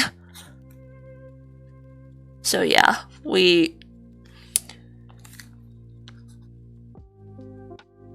not exactly familiar with it.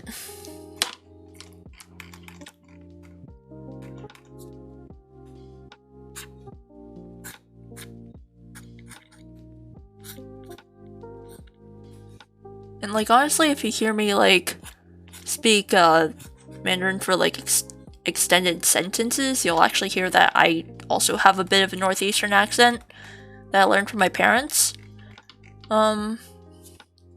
So yeah, like, for example, you're supposed to say a wan for, like, bowl and stuff. I say war.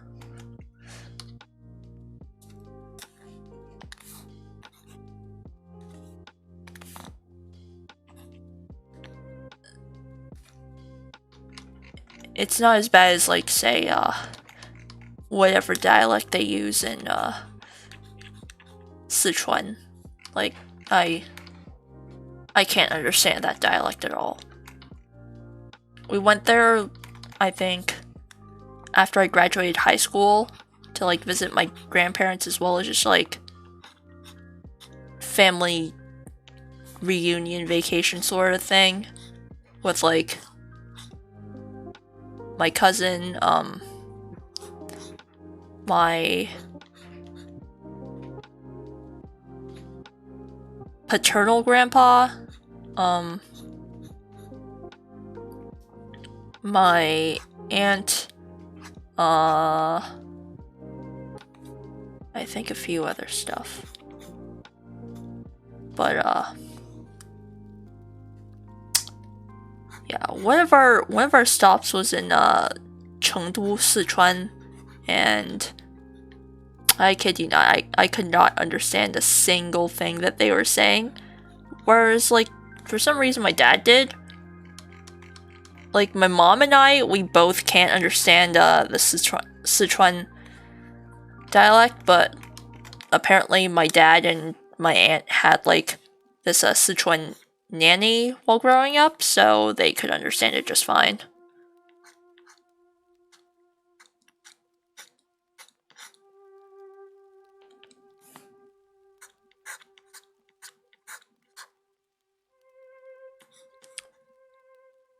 And yeah, I actually kind of died a little inside during a trip to Chengdu because I can't really eat spicy things. So now for me it's like if it's like one of those really like official sounding Beijing accents, I can understand that just fine. Anything else though, especially if it's thick. Like my maternal grandpa has a really thick Liaoning accent, so it's like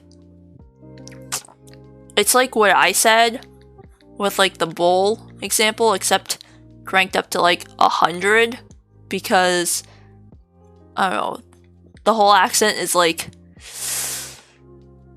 it's hard to describe unless you hear it for yourself. It's very distinct, and also they speak quickly, and it's just generally hard to understand for me as somebody who basically grew up in America. Like the only exposure to Mandarin that I had is from my parents. So, oh yeah, and like 5 years of Chinese school that I eventually ended up quitting, and yeah, it was because of that I'm now illiterate.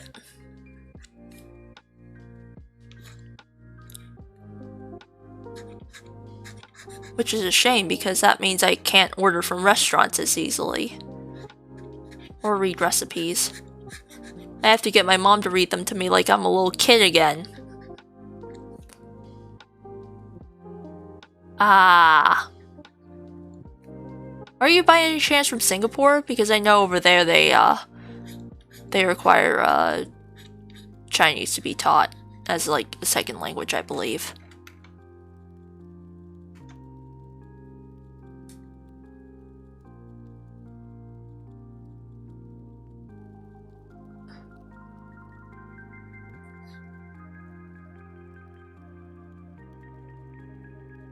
Knew it, because everybody who I know that says that like they can speak Chinese but like are from Southeast Asia, they're usually from Singapore.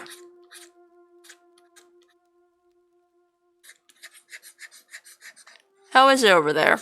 Hot? Humid? Both?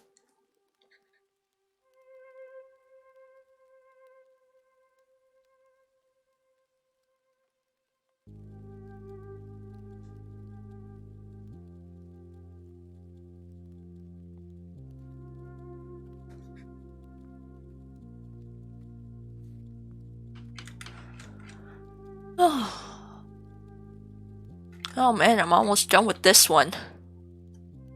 1 out of 2.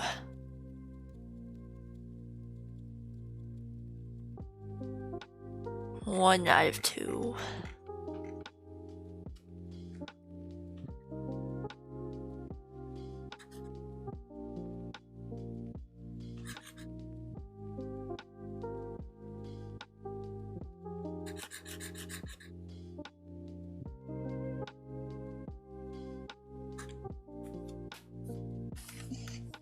Up here it's like boiling in the summer and freezing in the winter. Especially where I go to college. Like, there it's just like, because it snows a lot, the snowplows are very, very efficient. It's just that, unfortunately, although the road plows may be efficient, the sidewalk plows are not nearly as good. So, essentially, back when I lived on dorms, I had to cross this like giant park on my way to class every day. Hopefully it didn't snow at a time where the plows couldn't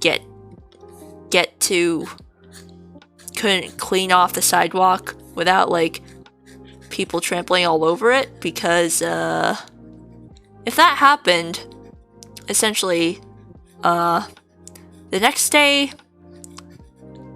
it would no longer be snow. It would just be a giant chunk of ice, and good luck getting to class without breaking your neck.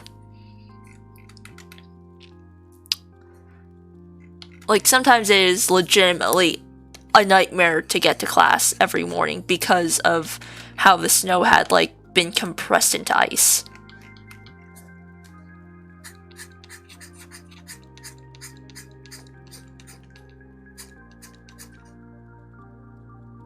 And also, it's just cold in the winter.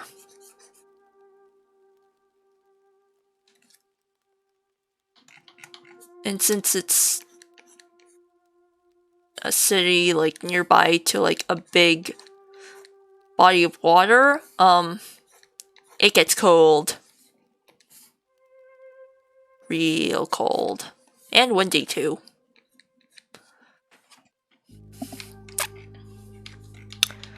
Overall, it's probably colder over there in the summer than, like, down at my parents' house. But, like, winters I honestly favorite here. They're a bit milder even if they are still full of snow.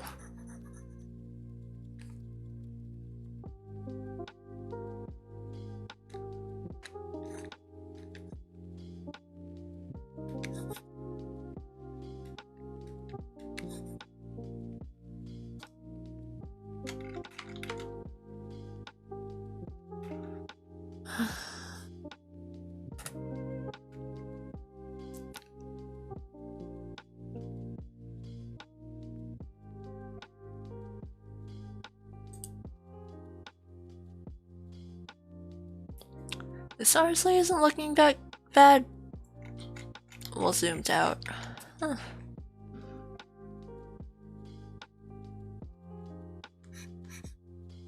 I'm impressed.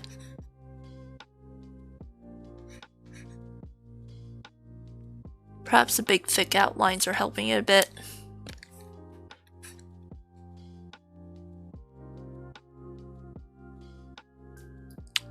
Oh, they do salt. It doesn't work.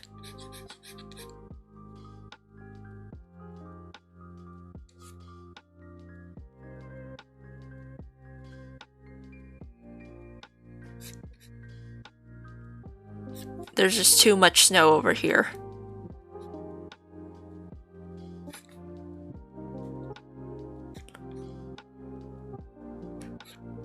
They plow the roads, salt them.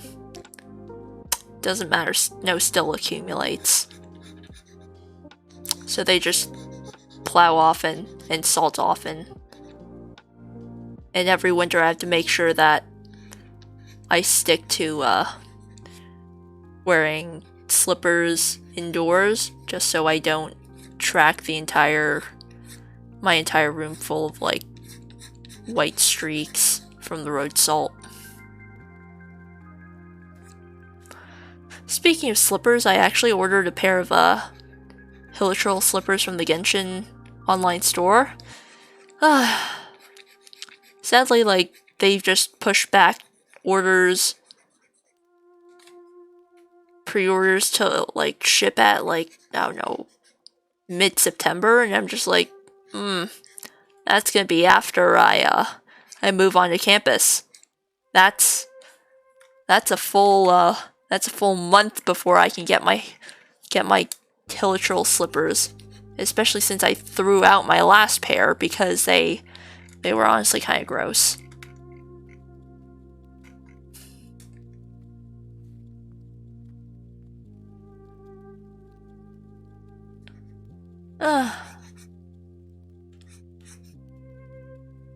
Guess I better get another pair of slippers in the meantime.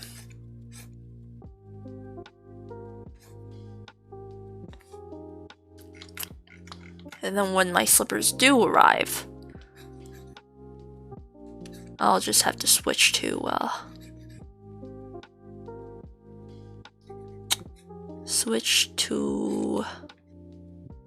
using those.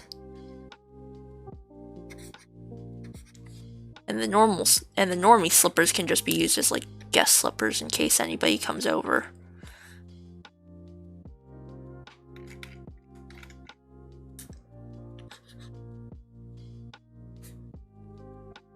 It's also a shame because like in the same order I also had the cutting mechanical keyboard.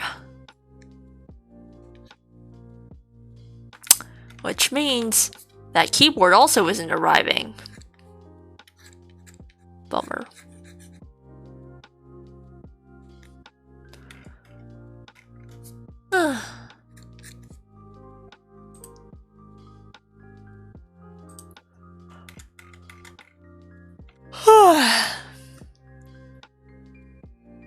Pant legs, shoes, then dinner details.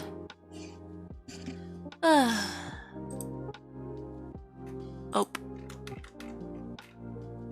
Once again, it's a fancy zoom problem.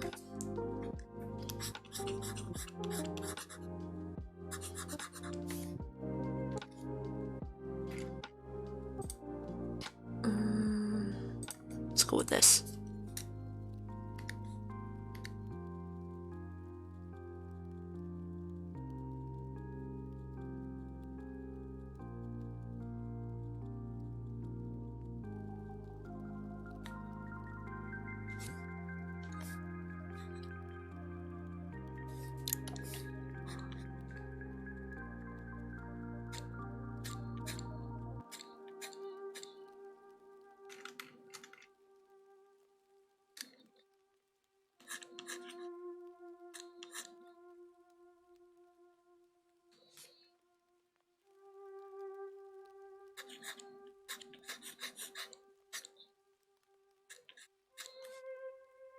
Not gonna lie, I'm looking forward to Monday for once, because my mom is taking me into the city, and currently there's like a Honkai and Kung Fu Tea collab of all things. I'm not complaining though. The strawberry sesame shake looks really good, and also if you guys don't know, I'm also a massive Hersher Ascension simp. I love her. She's honestly really precious. Even if she is essentially a kid on a power trip in a 50,000-year-old body, I vibe with her a lot. Like, yeah. I love her. She needs to be protected. And like, you know, as soon as I saw that like she was a part of the collaboration, I was like, yes, I have to somehow convince my mom to take me there so I can get myself a thing of Kung Fu tea and get my hands on that stigmata. I don't think the stigmata is going to be any good, but it doesn't matter. It's Angry Bird stuff.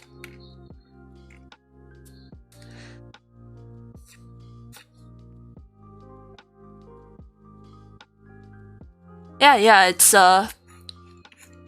apparently it's like US and Canada only.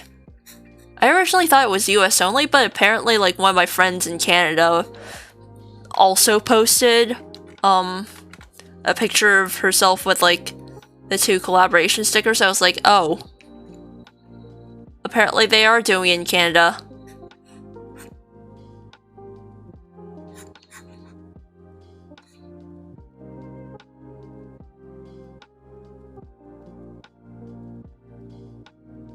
But yeah, this is apparently a North America thing. Unfortunately.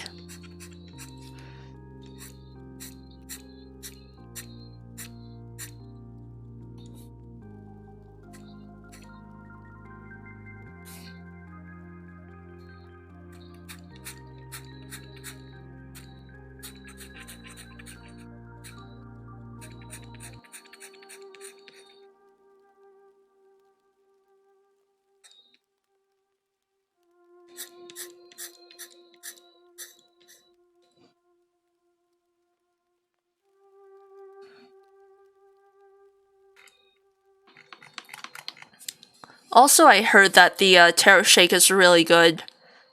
And also the strawberry sesame one, so definitely looking forward to that. Unfortunately, I can only get one because my mom says I'm on a diet.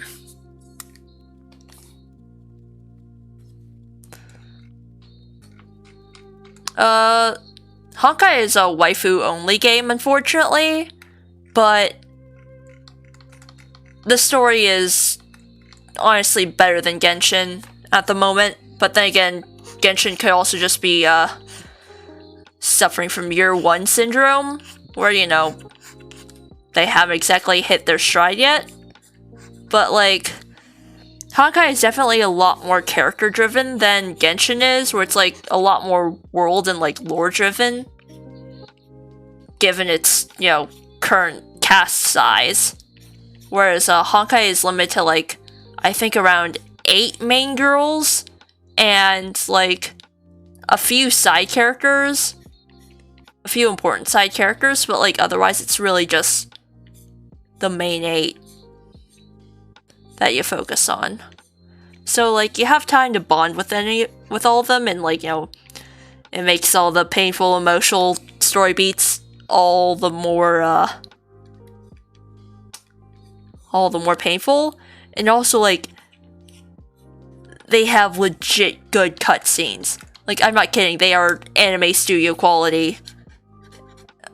People joke that, like, you know, the animation, the animated shorts are where all the whale money is going to in that game, but I don't think that's a joke. I think that is actually where all the whale money goes.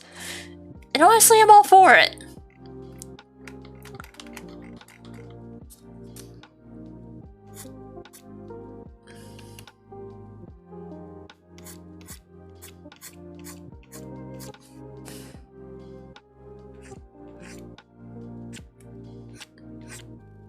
Just be warned though, if you do decide to play Honkai, the story only really starts at chapter 5.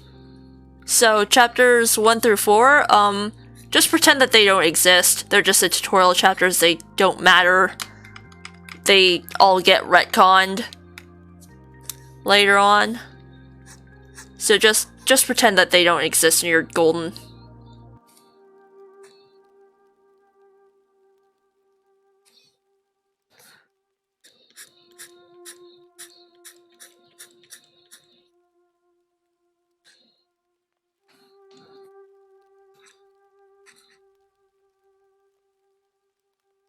Yeah. It's really good, and like, it's because of Honkai that my expectations for Genshin are still very high, because I know what the studio is capable of. If they don't deliver, I'm gonna be very pissed. It's just that, you know, because of how Honkai and Genshin are like essentially 2 different ways of storytelling,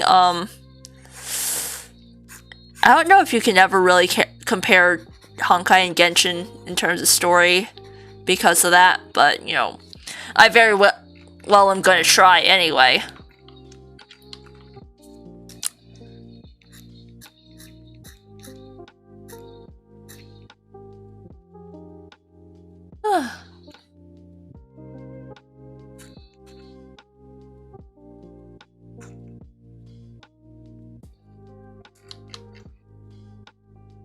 Anyway, my throat kind of hurts, so yeah, I'm gonna call it a night here.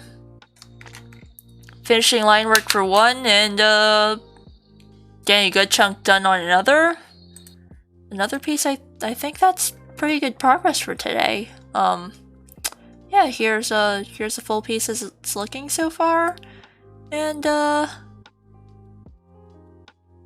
I'm actually gonna be going for the strawberry sesame shake, but yeah, I think I'm gonna give my voice a rest for the rest of the night, and oh,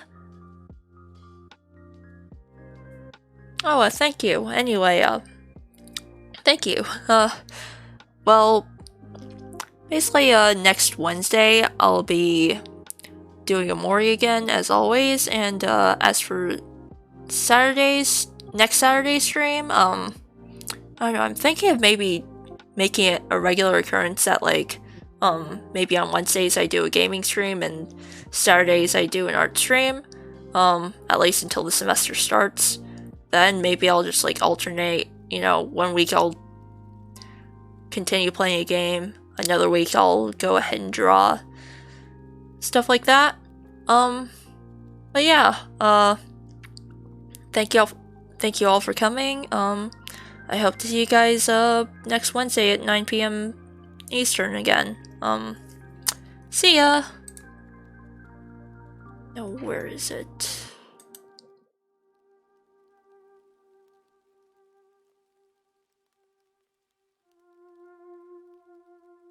Oh yeah, and hopefully, next time I'll have a streaming schedule set up. Or maybe not. Who knows?